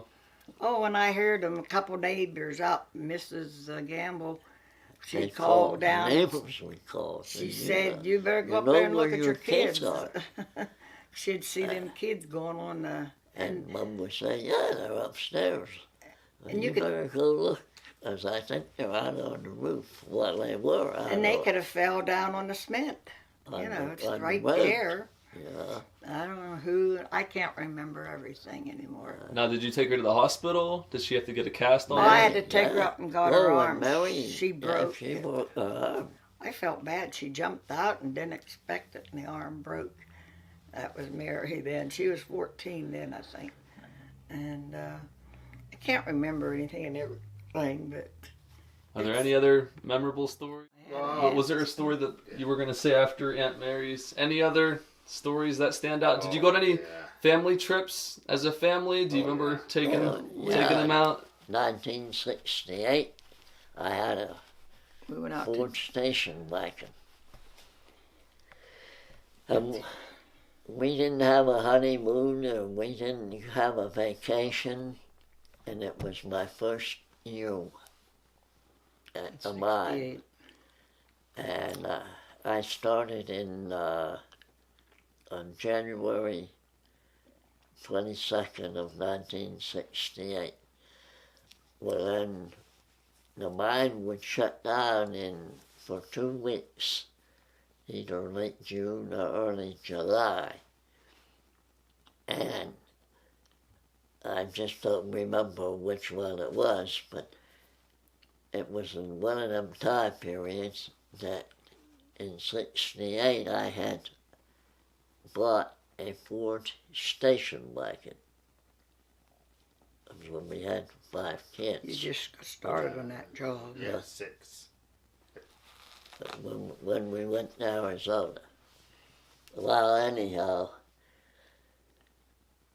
we packed the clothes up and we headed for Phoenix, Arizona, in that station wagon. Well, the highways were not too crowded in that time, so My mom gave me the money to get us there. all right, 'cause yeah, you didn't Grandma have always. anything from us. You just got that job in 68. And So Mom gave anyway, it to us. Are you saying? I drove out in 2 days, 2,200 miles. And we got to Arizona. I know we stopped in St. Louis overnight because it was sort of out in the countryside. I remember sleeping a little bit sitting at the base of a tree. And We pulled out for the church. We was going to the mass. But when you went out to get the kids, I had 3 of the kids, and then I was pregnant with Elizabeth already. So we had the 3 kids in one bed, and he laid in the other bed, and I laid on the other bed. All 4 of us was together. Then when we went out of the car to go to church, he had a flat tire. oh, So in he the had- motel. so he had to go She's get the- speaking about the when we stopped and one night at a motel. That's the only night we stayed. And like you said, the whole pack of us in one room. But that was good kids to have 7 kids. Yeah, and We were blessed there. We fed them, took care of them. you and I slept on the floor, right? No, I slept across the bottom of the Yeah, bed. you The kids did. was I only slept on the floor. 3 across this way, and then he'd lay that way, and I laid the other way. That's all we ever did. And anyway, we got to Arizona, and we got to Phoenix and Uncle Judd's place, and I pulled in their driveway, and I went up and I rapped on the door to make sure I was at the right home. And I rapped on the door, It was Uncle Judd, and he looked at me and he said, "You can't be here. No way you can be here." That was his mother-in-law, too. Because I made it real good time. We had time for church even. Yeah, and I said, "Well, Judd, we're here. We made it." He says, "You can't be here." And it was less than 48 hours. I drove from here to Phoenix.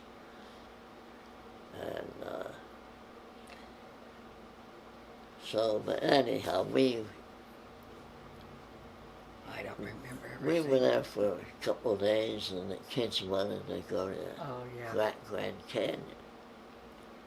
So I packed all our kids and Uncle Judd's kids 9 kids.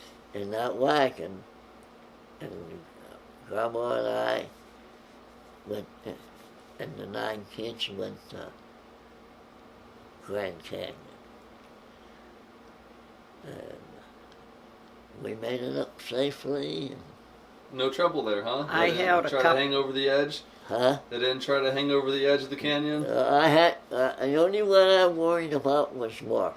Mark Why? was our problem. Well, Mark was He was our problem. pretty hard-minded, single-minded. Mark wanted to do what Mark wanted to do. So I had to grab hold of his arm, and I had to literally hold him so he wouldn't take off on me. Because on that one ledge, Oh, yeah. I had to hold the 2. it's a mile down to the bottom. It's a long way.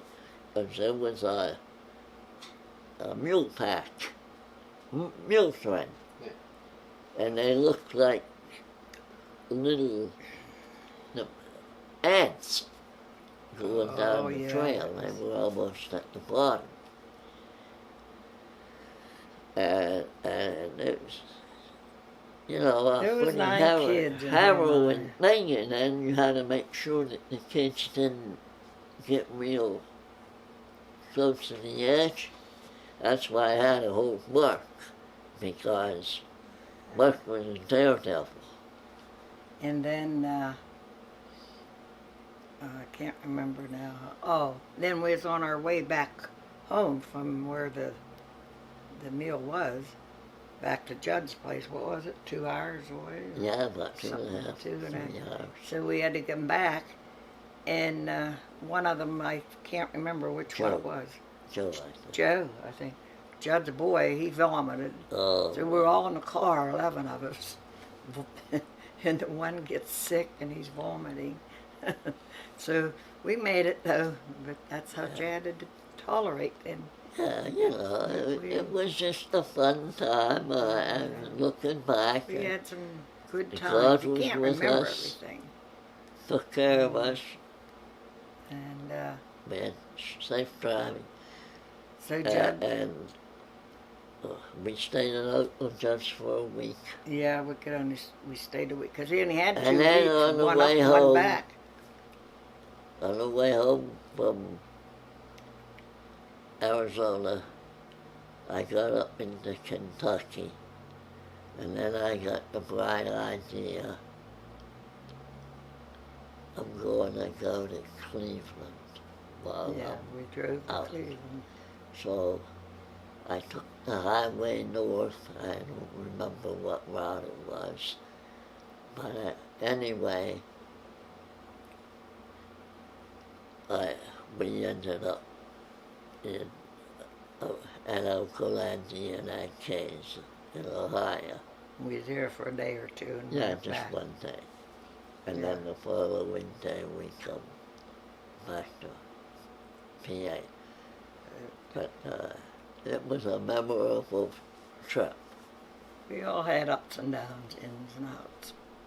So were were all the kids like super involved in school, and did sports and As have I know. games or travel, or did you not have to take them to many No. activities? And... No, your dad was, well, him and Sure, Uncle Mark. Ed. Mark was the one involved in the school all the time. In Ed wrestling. and Matt tried to help some, but Wrestling. it was Mark that had everything at the school. Mark was a wrestler. And can't remember some of them. And I don't know. Ed had something, and then and Matt did something, but they didn't get involved. They liked to play ball game up in the field. That was another one. But Mark was allowed to be involved in everything, but they didn't want Ed and Matt to be involved like certain kids are allowed to be involved. With the school or with the town league? Age. Just and they get to a you certain... know, you had age limits. And, 6 to 8, 8 to 10. That was Matt and Ed and Matt and Mark all would go up. But then they'd always tell Mark he can go ahead and hit the ball by game. But but all in all, I thank God. And then Ed's the one that, he's very fortunate to be alive with all the kids. Ed was a climber. Yeah, but Ed lost his appendicitis for 2 years. Every 6 weeks, Eddie, I think he was in 6th grade, and for 2 years, every 6 weeks, we had to rush him up to the hospital. Every 6 weeks. Just like clockwork. He could crawl. He had to crawl up. I had to hurry up to get over and get the kids.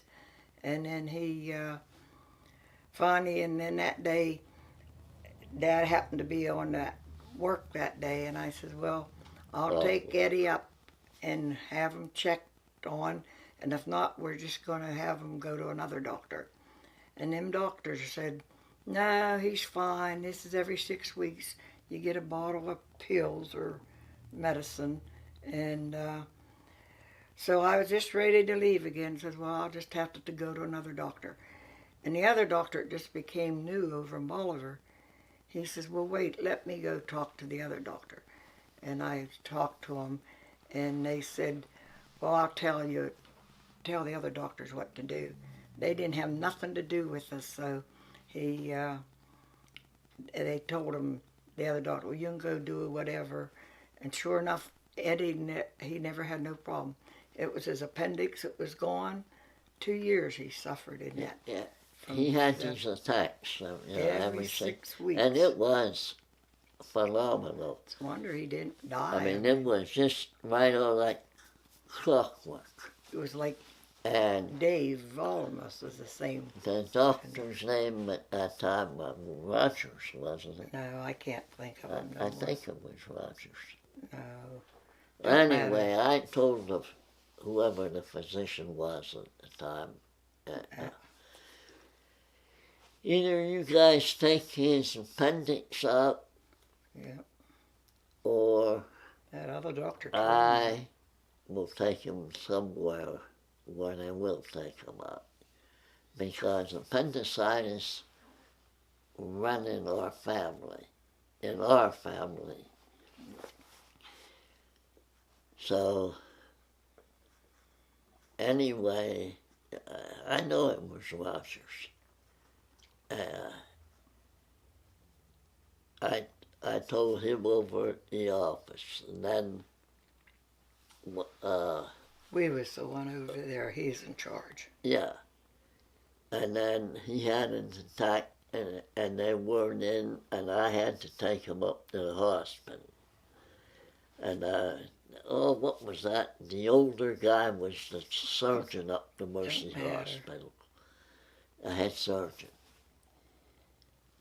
And I said, you look at his record, and you see how many times we brought him here. It's the same repetition over and over and over. And I said, he has appendicitis, because it runs in our family. I had it out, the Bill had it out, the Mike had it. It was, it just was in the family. So I told them guys, either you do something or we'll take them somewhere where they will. And they took him and operated on him. Took his appendicitis out, or appendix out. And after that, he was never sick. He said. Never sick after that. So Uncle Ed was the lucky one with that. What about Aunt Mary? What if you had to describe Aunt Mary just as a kid? Mary's been a lot of pain and stuff. Oh, Mary was pretty good girl. No, Mary loses some, or no, Anna. And did I remember hearing that you said Aunt Mary was like she cared a lot about school? yeah, but then and her tried head, hard and did good in her school. head hurt. Mary They tried. did very I can't well remember. in school. Really? Mary went through well, Mary, our daughter, went through. Yeah, rough. that's what he's talking about. Mary, Yeah, your daughter. Mary was okay, and then when Anna had head problem, they were trying to get pain. Remember? That's Elizabeth that had the migraine. Yeah, but that's a Mary. But Anna, had some too. And Uncle Ed, what about him when Ed he was had young? the What pen. was? He was, Oh yeah, well he you was said a climber. He fell in the house. so he was just very adventurous. Yeah, very. You had to watch him like a hawk. Ed fell on a cement He's floor and 2 ended up at the. 2 years old, and we had him out on the porch playing, and I don't know if I left him out in the yard. I think it was me that left him out in the yard. I went in the house for something, and when I went back out, he's gone. Nowhere. So I went over to that side street and looked up. I didn't see nothing. But we were friends with a man down there, Lee Hoskinson. Him and I were, real close friends. And I'd take Eddie up there with me when I, went. And sure enough, he took off up that street. Now, mind you, he's just a real little kid. And one old guy come out. He was in the front yard up there. The next block, yeah. Yeah? The next block said Yeah. he seen Eddie going somewhere up there. Anyway, he says, he seen me looking, he says, "You're looking for a little boy?" And I said, "Yeah." It was, what was his name? Charlie Wolford? Oh, it don't matter. Charlie Wolferson, I think. And I said, "Yeah," and he says, "Oh, I just seen him going up there to Lee's."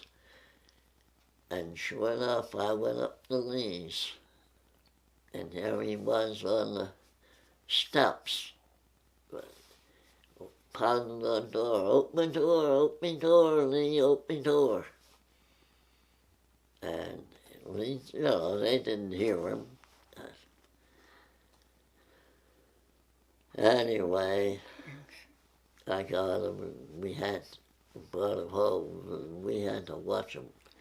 Because I don't know if it was shortly after that when he got around the house and up the steps. Yeah, he went up there and fell And down.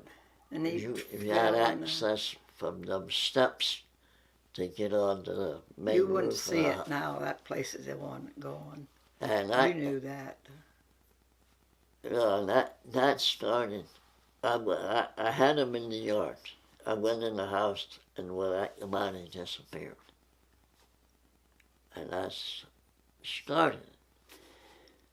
So, anyway, I was in the yard, You and were I up in the heard, garden. "Help! Help!" And I knew it was him. I'm looking around. I run down across the road at that time. 259 run that way. And down over there, looking down over the riverbank. I didn't see no trace of them. I run back over the yard. "Help! I looked up and I could see the fingertips on the Remember roof. them days? So I knew he was up there. I went around the back of the building and down and up them steps, climbed out on the roof, and sure enough, there he was, holding on for life. Then he did his last one when he was only, 4 probably, in our other old house up there. And he had somebody to bring an old machine or something, and wanted him to be on that machine or something. And Eddie went up and got on top of that machine, and he fell and Busted his head. he busted, and that took Ed away from things. He had to keep falling down. He fell down, so many feet, and then he ended up with what you call principal or trush. So he finally had to cut off of stuff. He was active. All you kids was active, and some was. What about Uncle Matt? What's your memory of Uncle Matt when he was young and growing up? I can't remember. Matt was ornery. He was probably the orneriest. I don't remember everything from all of them. Luke was best. Any memorable stories with Uncle Matt though? No. Or just It is not remembering. Some of them, Annika had her, Mary, they all had their ups and downs. Mm-hmm. My dad, what's the most John, memorable thing about my dad to you? And John, and they all had ups and downs. I can't Well, remember your dad, everything now. one story I remember. I shouldn't even say that, but Well, maybe he don't want to say it. Anna come home from school, and she come in the house and she is crying her eyes out. What's the matter? Well, Mark and another kid, Larry Penrose, I don't know if you remember Larry or not. They got into it. Larry was twice the size of Mark.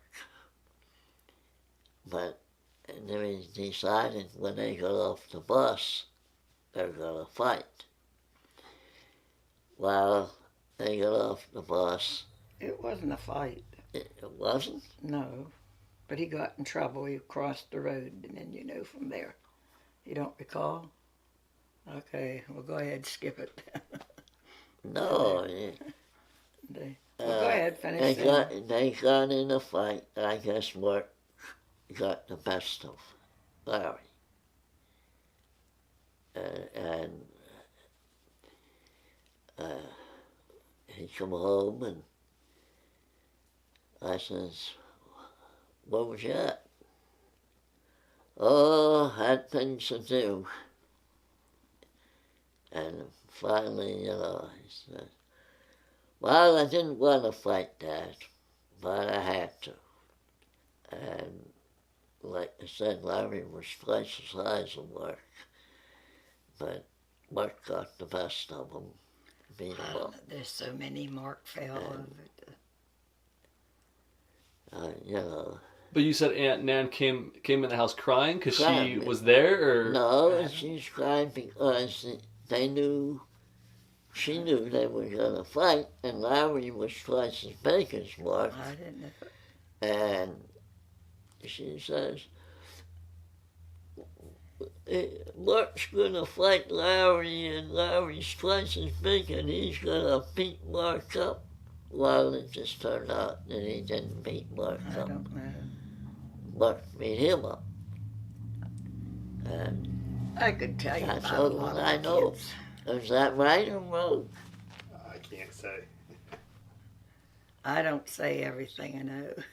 No. Kids. I see. I was there. I ain't gonna butt in. what happened though if you were there? That was when he was Did in Mark trouble. pick the best up? Nah. See, It was. They fought. But it was basically a stalemate. I mean, no one won. Well, Because Larry was twice as big as. He was bigger than Mark. no, way bigger. But Mark was fat. I mean, he he stayed away enough. I mean, but there was no distinct winner or nothing. Oh, well, But do you remember why they fought? Like, did they just get in an argument? They got in an argument on the school bus or something, and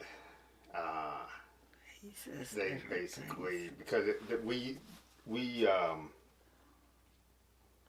there was a stop up at Bradleytown, and then there was a stop down here in front of the house. Is that where it picked up the kids? Right in front of the house? Right The below, down to Ida's store, like. Well, right at the end, right at the bridge at Mary Street. Oh, at the bridge. But there was a stop before that up in Bradleystown, and that's where Larry got off, and Mark and we got off here.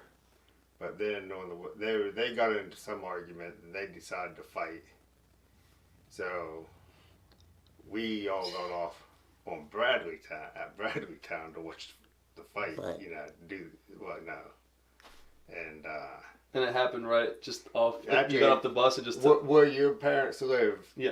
It happened just right up the road from there. By the highway though, or you came down the street? Down the street. They came down the street and it happened. Oh, they did? Yeah. So back in that time, I never looked at. There's so much went on in our family.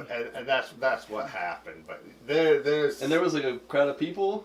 well, like, kids. Yeah, I mean, and no, you all adults. just stood around and because they just John, started going at it. yeah. John and Elizabeth and Anna and But, all of but you. there's a lot of stories. There's all kind of stuff went on. that you guys are forgetting that if I'd mention them, it could come back. We'll mention some. That's I what I said. mean, So well, you had Our Mark that kids. locked Mary in her bedroom. She Yeah, I jumped remember out. that. Yeah. You had Matt that got ran over by the Jeep. Yeah, Matt. Dave. Matt was another Matt one. got caught on fire. Oh yeah, Ford Matt Coast out Guard in when he was down Texas. Texas. Yeah, Matt was You burned had up. you had Mark that was drinking at school. And then Oh, I remember then that almost story. died Crossed in the the alley. road. what Yeah. do you remember that, Pat? Yeah. What happened with that story Well, Matt, you mean? with my dad? yeah, he was laying down in the alley, and we didn't know where he was. You know, I knew where's Mark? So one of them come in and said, "What's laying down there in the alley down by bars?" So I went down and he was there. And wasn't he? You ran Somebody- down and got the ambulance and took him up. Huh? Him and another kid Yeah. was drinking at school. Yeah. They were drinking whiskey. Yeah. And then Mark got off the bus and he passed out in the alley, but his tongue started to swell. Yeah. Oh, It was a goner almost. And that's But someone told you, Pap, about yeah, it? he went down to yeah, check on Anna. him. Who? Anna. Oh, wow. So she was just all always our stepping kids, in to save.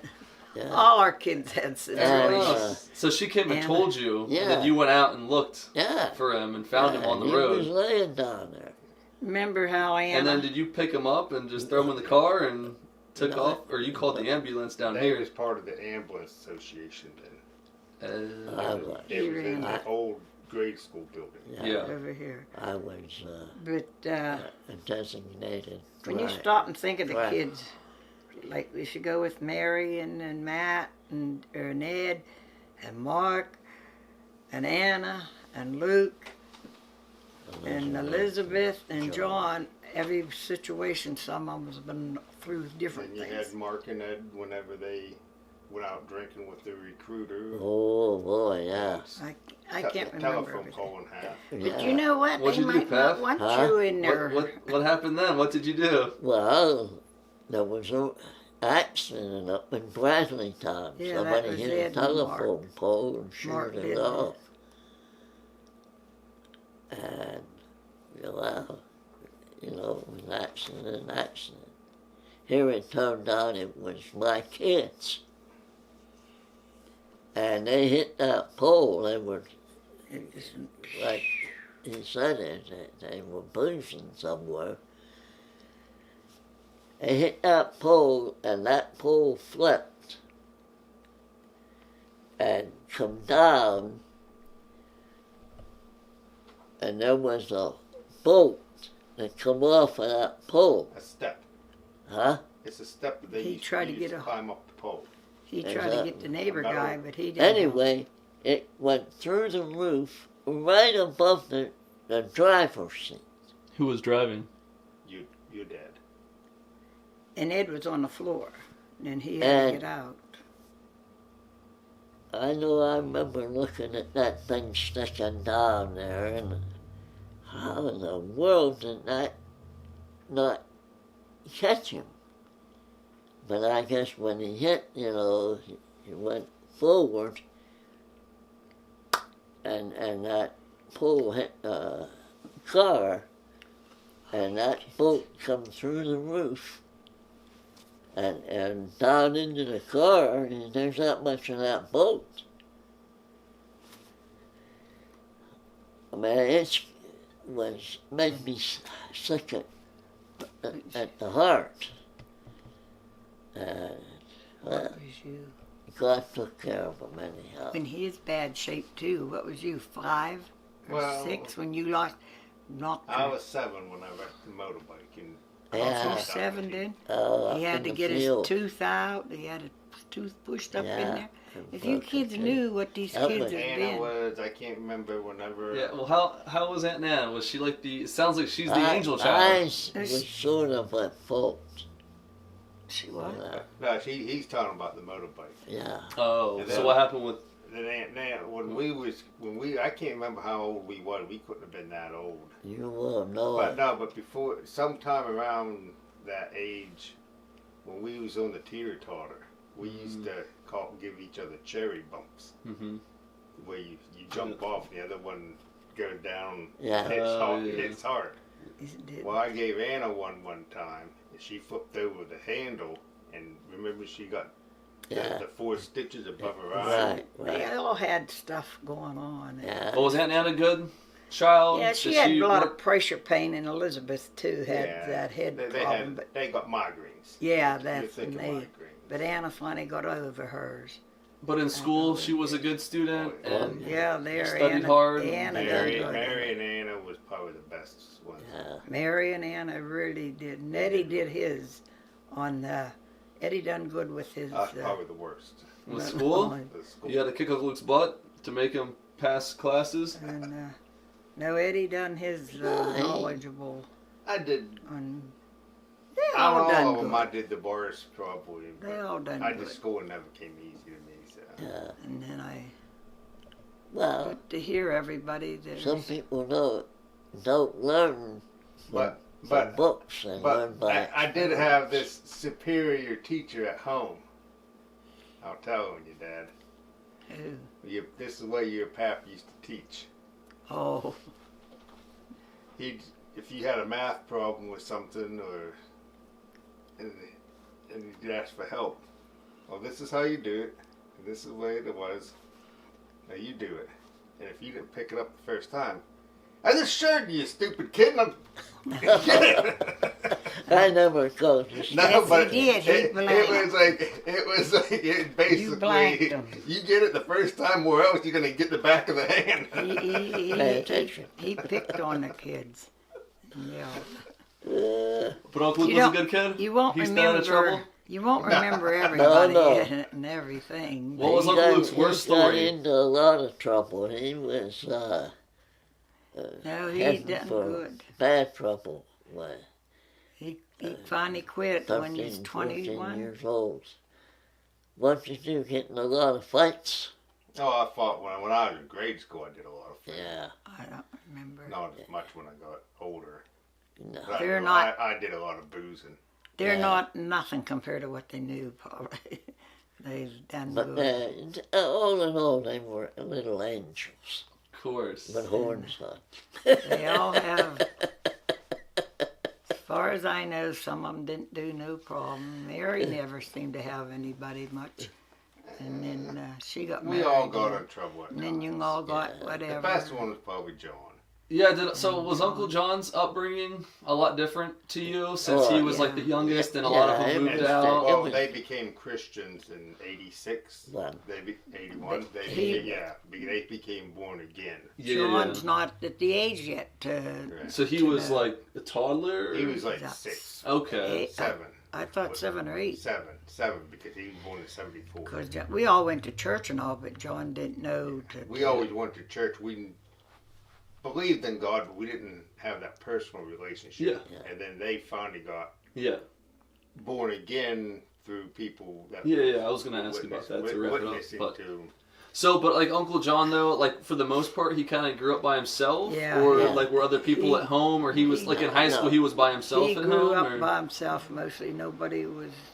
I don't know what to say. Like, I was still at home. Yeah, you was there yet because then you went to work down with Matt, where you and Matt. But then first Matt was in Texas. And then I went down to Maryland. And so Uncle, because I don't know what you feel like is memorable with Uncle John, but I remember when we would visit here and he would live at the house. I remember he had that 4-wheeler at some point. Oh yeah, we caught that I just accident. remember Uncle John was cool because he had long hair and he had a 4-wheeler. And he wrecked that machine. Oh, and broke his pelvis. Yeah, and he had to spend time on it. That's right. But I also remember at the house he had a guitar and he always played the guitar. But did he do that in like middle school or in high school? When did he get the guitar? Did you buy it for him or did he buy it himself? When he was first, you didn't put him on time at first. And then when he got about 15 or 16, Dad did tell him to go get the guitar. And then but he was taking the guitar before, but then he learned to play the guitar. And I just can't remember everything, but I felt bad. Eddie worked with John a lot. Ed and John did a lot of work. And now I'm thinking about it. Uncle Ed was learning music. And John just picked it up and played it. No lessons, no nothing. It was natural for John. And for Eddie, he had to work at it. And then John would come along and pick it up and play it. And Ed would get so mad, he'd say, I'm gonna kill him. And he said, I have to work so hard to try to play, and he picks it up and don't know nothing, and he plays it. Well, that was the natural ability that he had. These last few years, I felt bad. John had a roughie, though, too.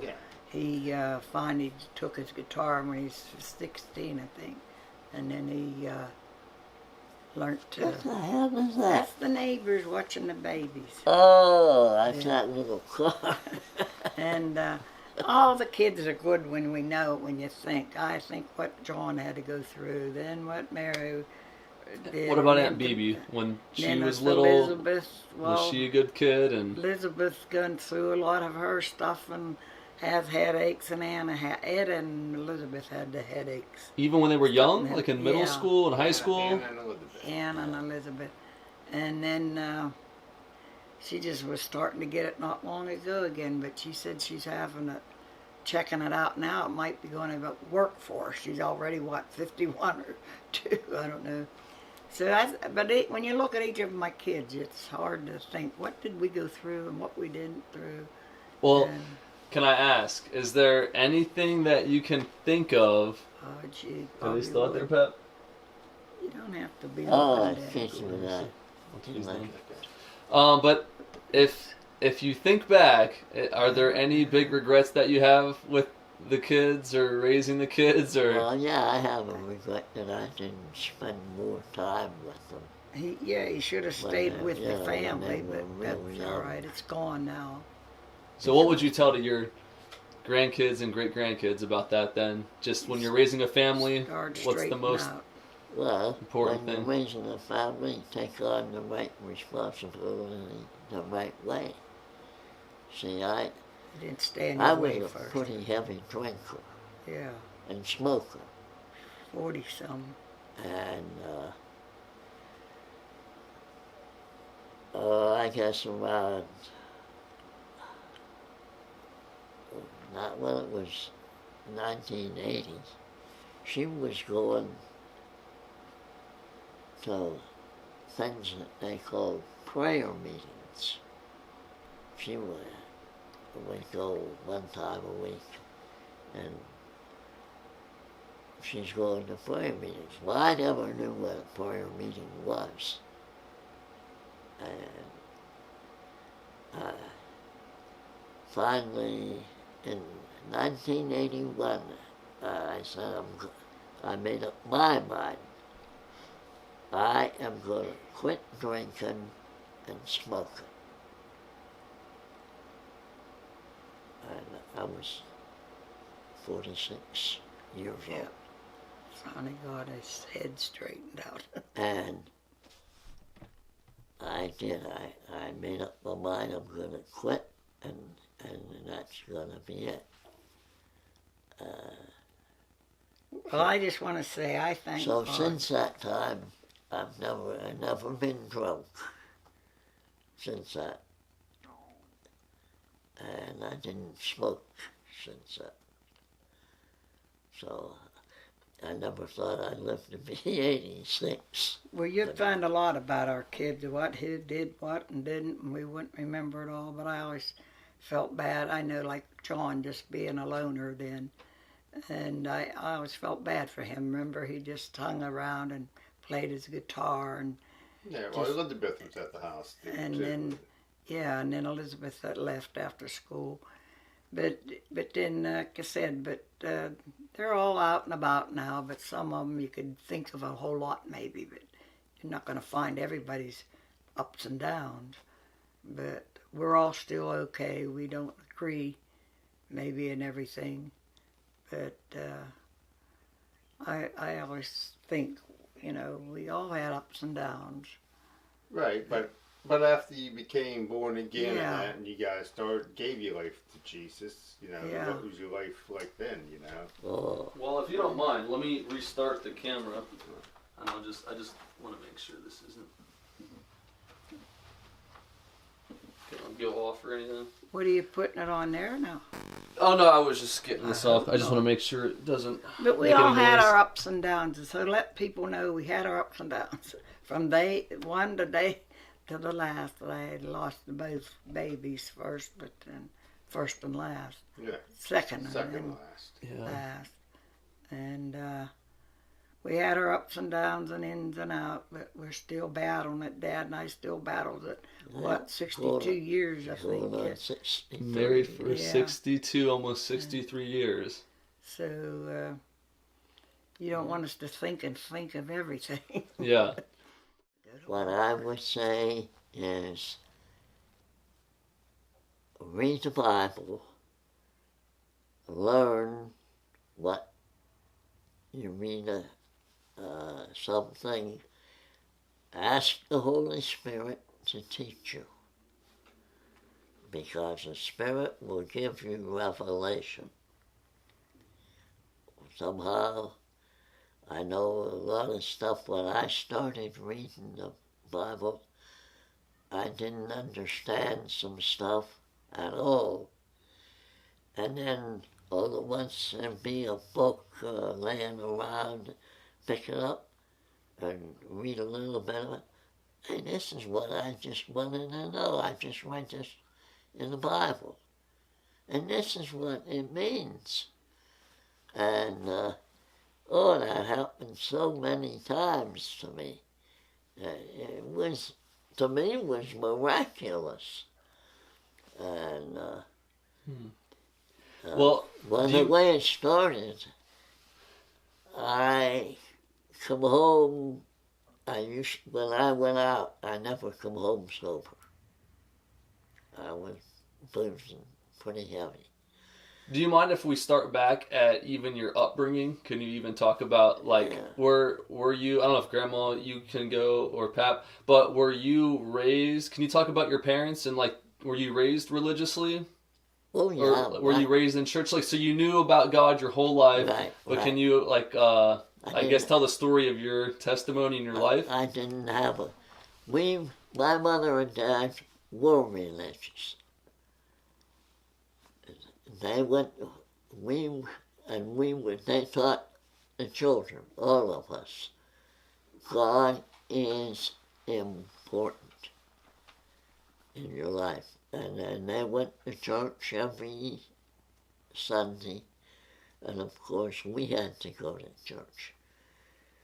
And then that went on for years, but I would go to church on Sunday.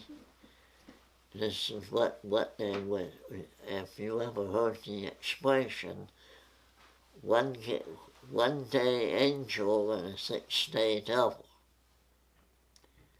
So Sunday I went to church and we was pretty good on Sundays, but Monday that turned back to being independent. Did yours. So, but anyway, some lady started going to prayer meetings. I didn't know what a prayer meeting was. Yeah, but that's when I felt bad with John. And I wanted to. She would go.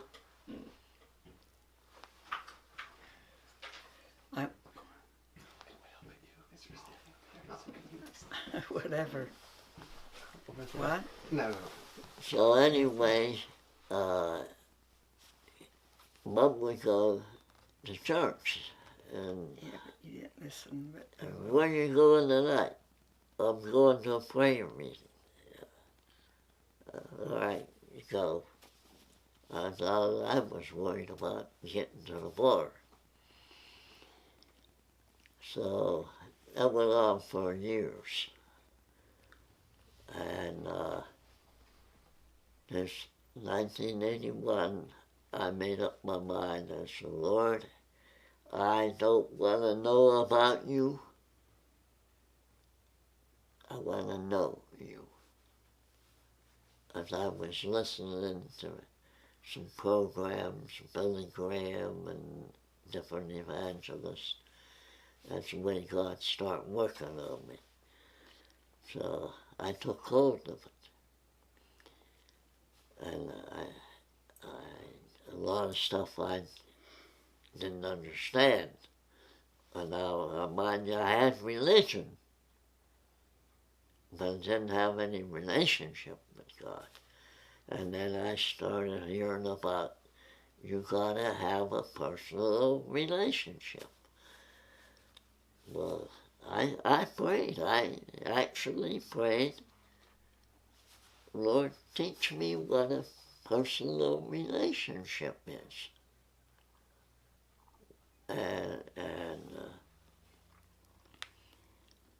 I kept going to church, and then she started going to these prayer meetings. Like I said, I didn't know what prayer meeting was.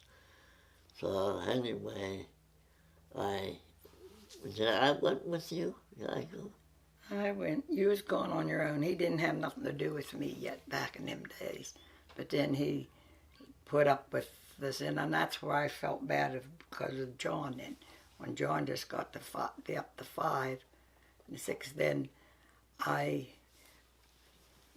wanted to go with him. Then when he was finally saying what's John 6 or 7, then so then that's where I felt bad. Then I stayed at home where Luke and Elizabeth stayed with us, and then I felt bad for John staying by himself and watching her and him.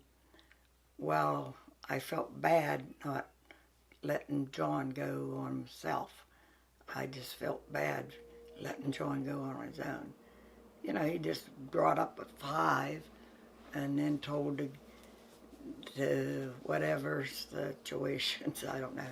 But that's what I always felt bad. Left John. You used to go to the Aglow, remember? Then I started going to some of the Aglow, and John, yeah, and I stayed up there some. So that was still before Pat no, kind of like you said, you were still going to the bar a lot, and Grandma started doing the prayer stuff while you didn't really have a relationship with God. Right. So you were still doing your thing, and Grandma started getting more involved with the prayer group. Right. And then that's why I left John behind in a way. I didn't leave John. I should have kept more concerned about John, but he just played. You didn't want John just. You was leaving John with a babysitter.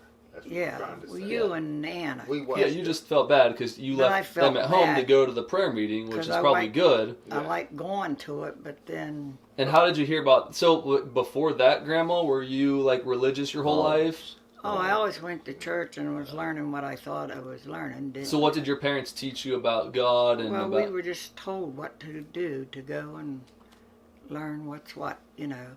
And then... Like he said, he went to church, but then he wouldn't be involved until later then, you know. And then that's when his buddy showed up, Mike. Remember, your buddy come up and knocked on our door. And Mike, she's talking about. And he didn't want me to go, though. Remember, you didn't want me to go.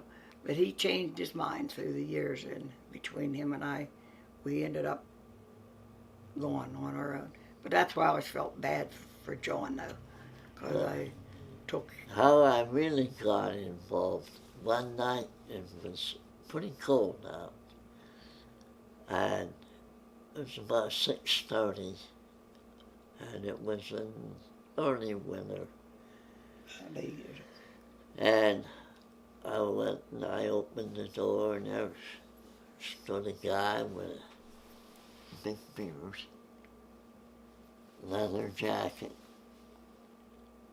and I looked down and he was rattling on the door, and I opened the door and he looked at me and he said, "Are you a Knapic?" And I said, "Yeah." Well, then he introduced himself. He said, "Well, my name is Mike Knapic. I'm from Seward." Okay. Well, come on in. I said, you know, chilly. So he come in and he said to me, he said, "Well, I heard you were into reading the Bible." And I said, "Yeah, I just started. I don't understand a lot." Well, he said to me, he said, "Well, I'm into it too, and I've been going to prayer meetings." Well, I didn't know what a prayer meeting was. So anyway, okay, he's telling me about these prayer meetings. So she went to bed early.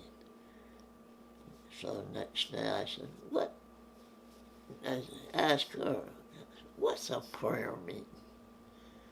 "Well, if you would stay home and go with me once in a while, you'd know, you know." Well, that didn't tell me what a prayer meeting was, but she explained it, you know. It's just like a church service, only it's through the week. So, okay. But I started, the Holy Spirit had to be working on me. And I started reading the Word. And a lot of stuff I didn't understand. Then God would just lay a magazine in front of me or some kind of book to what I didn't understand, and there was the answer to what I wanted to know. And this happened time after time after time. And the more God showed me, the more relationship. I started watching and listening to religious programs. And I was always talking about a personal relationship. Well, I go to church, I know about God, but what is a personal relationship?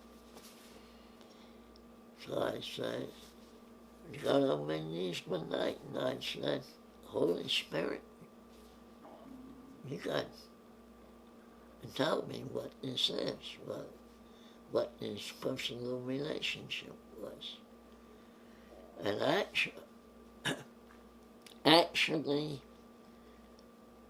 it seems like God told me, you be patient, you pray, you be patient, pay attention. So I started, when I see something religious, pick it up and read it, and then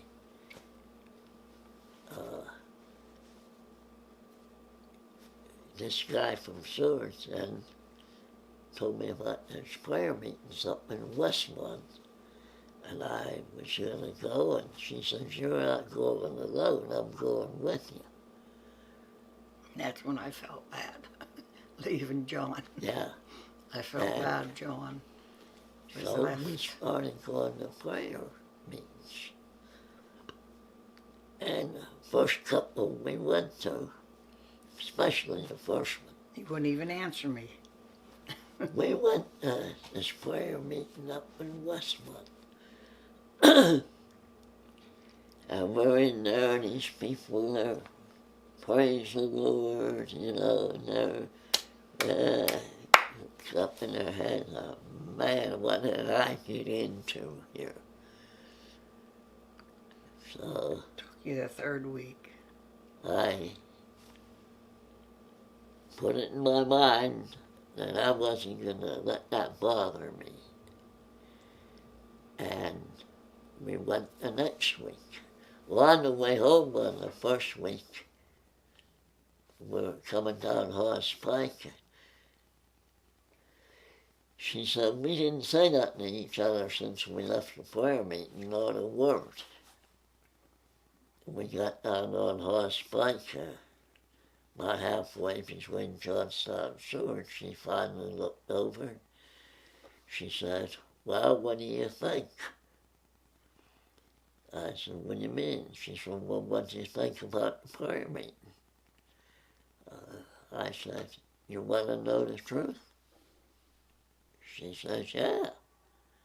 I said, they're crazy, the whole damn bunch of them. They're absolutely crazy. But we're going back. So the next week we went again. Well, you know, I did the same thing. I wasn't into praising the Lord and thank you, Jesus. I wasn't into that yet. And the second week she says, coming home, well, what'd you think? They're still crazy, but we're going back. So by the third week, I began to see a big difference in those people and me.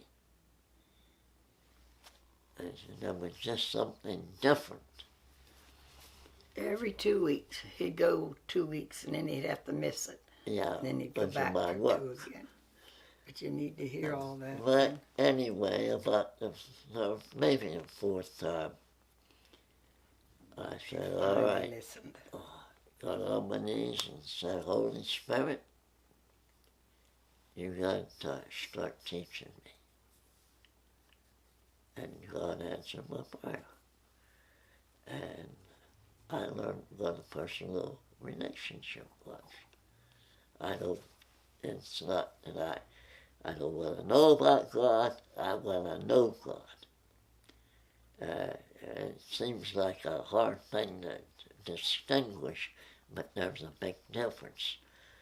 Because if you have a personal relationship, it's something that you have 7 days a week, 24 hours a day. If you have religion, it's 1 hour a day and once a week. That's religion. I go to church and I do my duty, whatever. But that's as far as it goes. But in a personal relationship, you want to read the Bible, you want to get into the Bible, you want to understand as much as you can. And this is what God himself was drawing me into.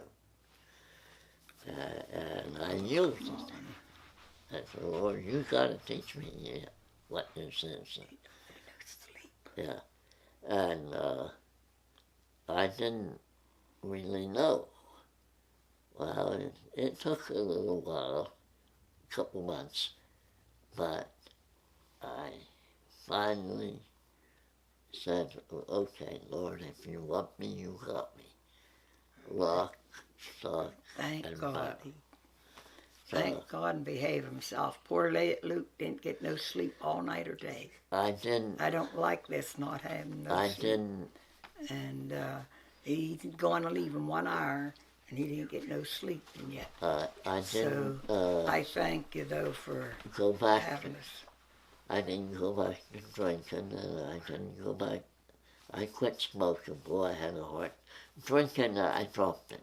It just was nothing. I didn't crave alcohol. But smoking, every time I ate a meal, I'd start reaching for my cigarette. And the cigarette wasn't there. Oh, I We'll quit. be here for years. And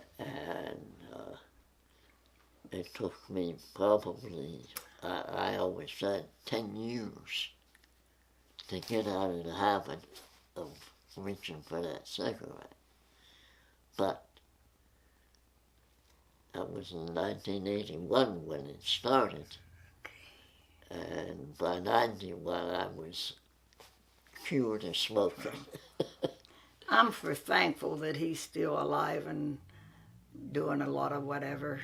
But it's time, though, that we need to speak on that Luke didn't get time to go, and all our other kids had their ups and downs. And thank God for our children.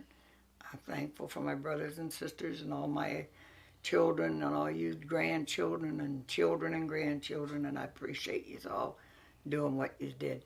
And I couldn't tell you all about anything and everybody, but I'm thankful from day one to the number 8 lost couple, that I thank God for our children. Well, God answered our prayers.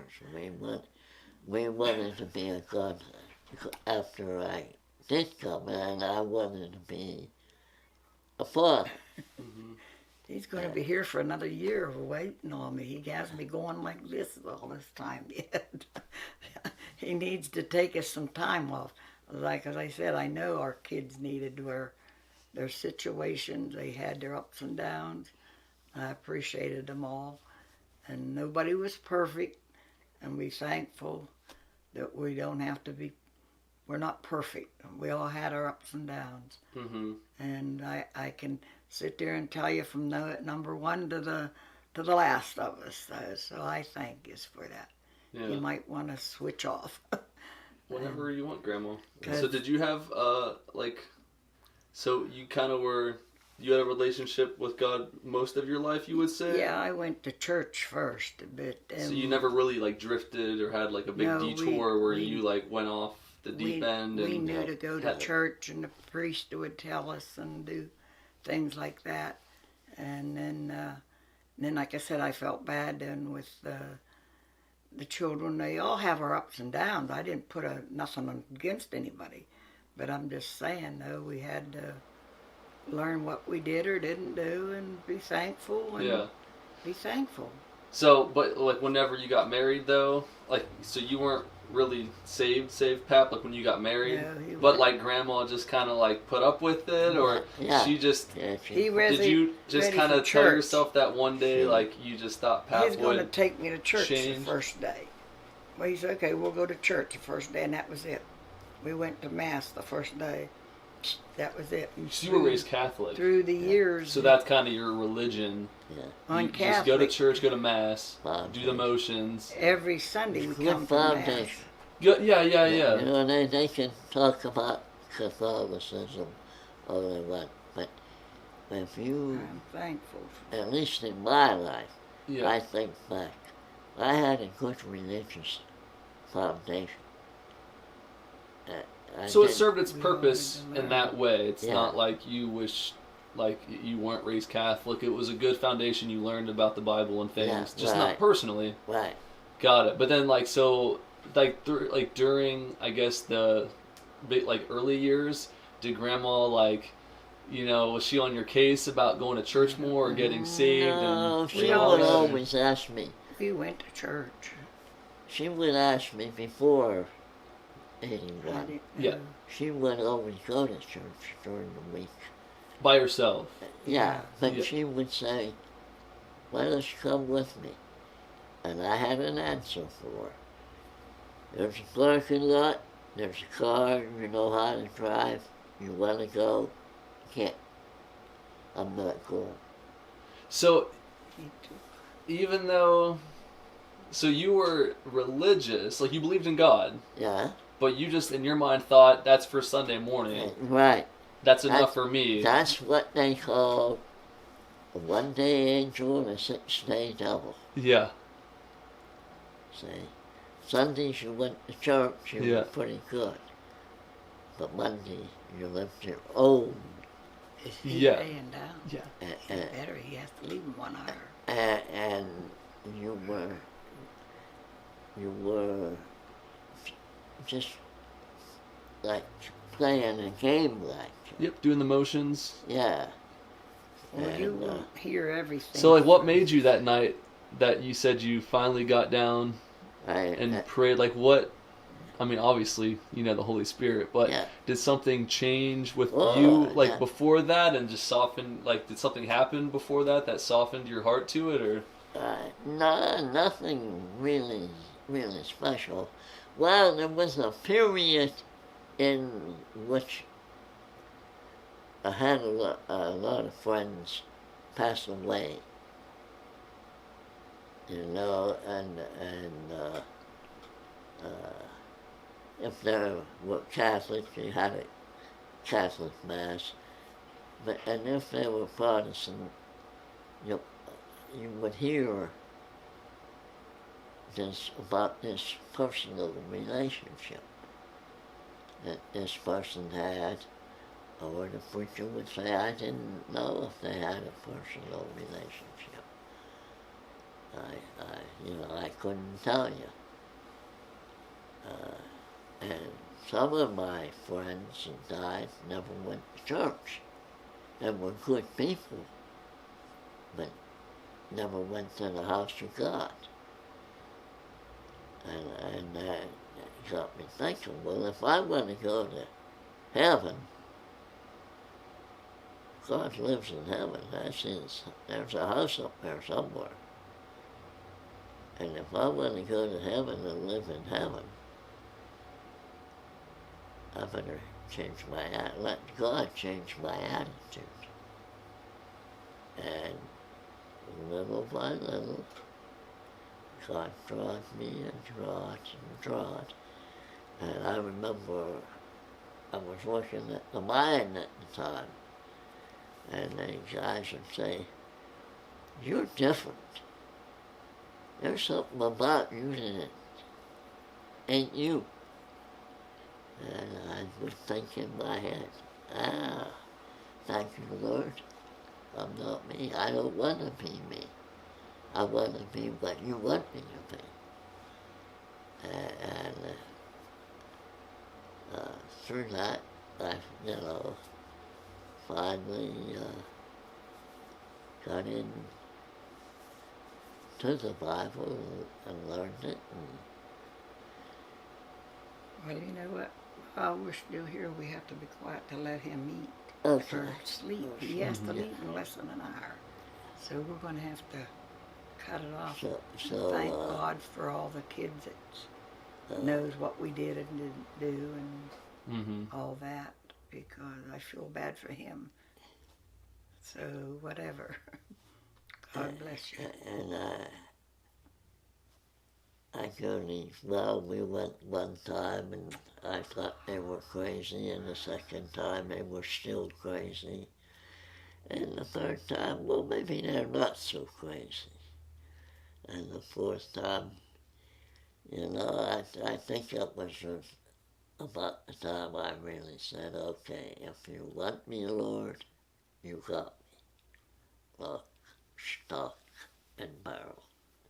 The whole works. Well, So I have to stand. Threw the One more cigarette. question, Grandma. I threw the cigarettes away, and I haven't been drunk since We've all been sometime in February 1981. Wow. We've all been out and about.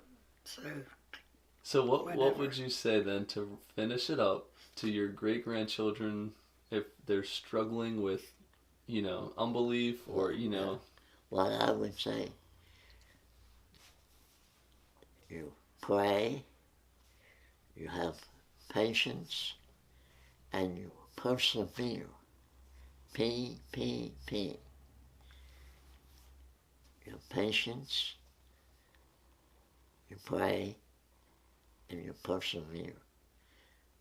Now you put them three things together.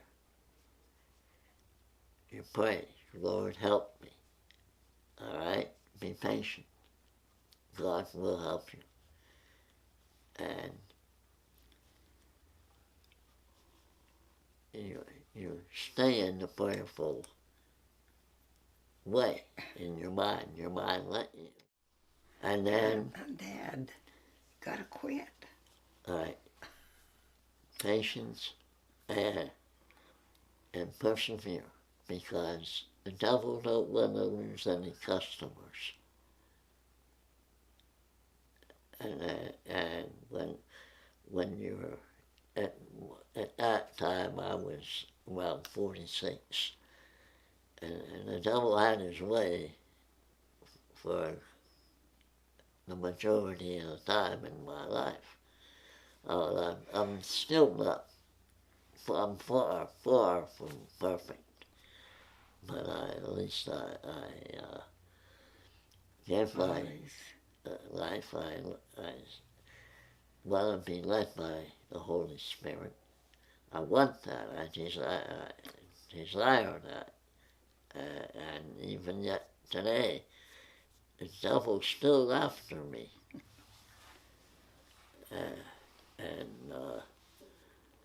I have to... You've been staying, yet. I have to... They know what say, you hey, done or didn't do. You get out of my mind. You get out of my life.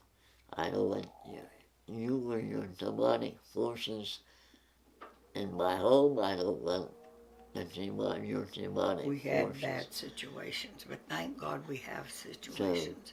And it's time for us to learn to say what we have known and known. We need to help one another to go through our life. That's my opinion for everybody. We all had our ups and downs, ins and out, and be thankful we still have one another. That's good enough for me. Is that good enough for you? That's what I feel. Okay, God bless you. All right. Adios, amigos. I'd like to, I can't Love stay you. no more.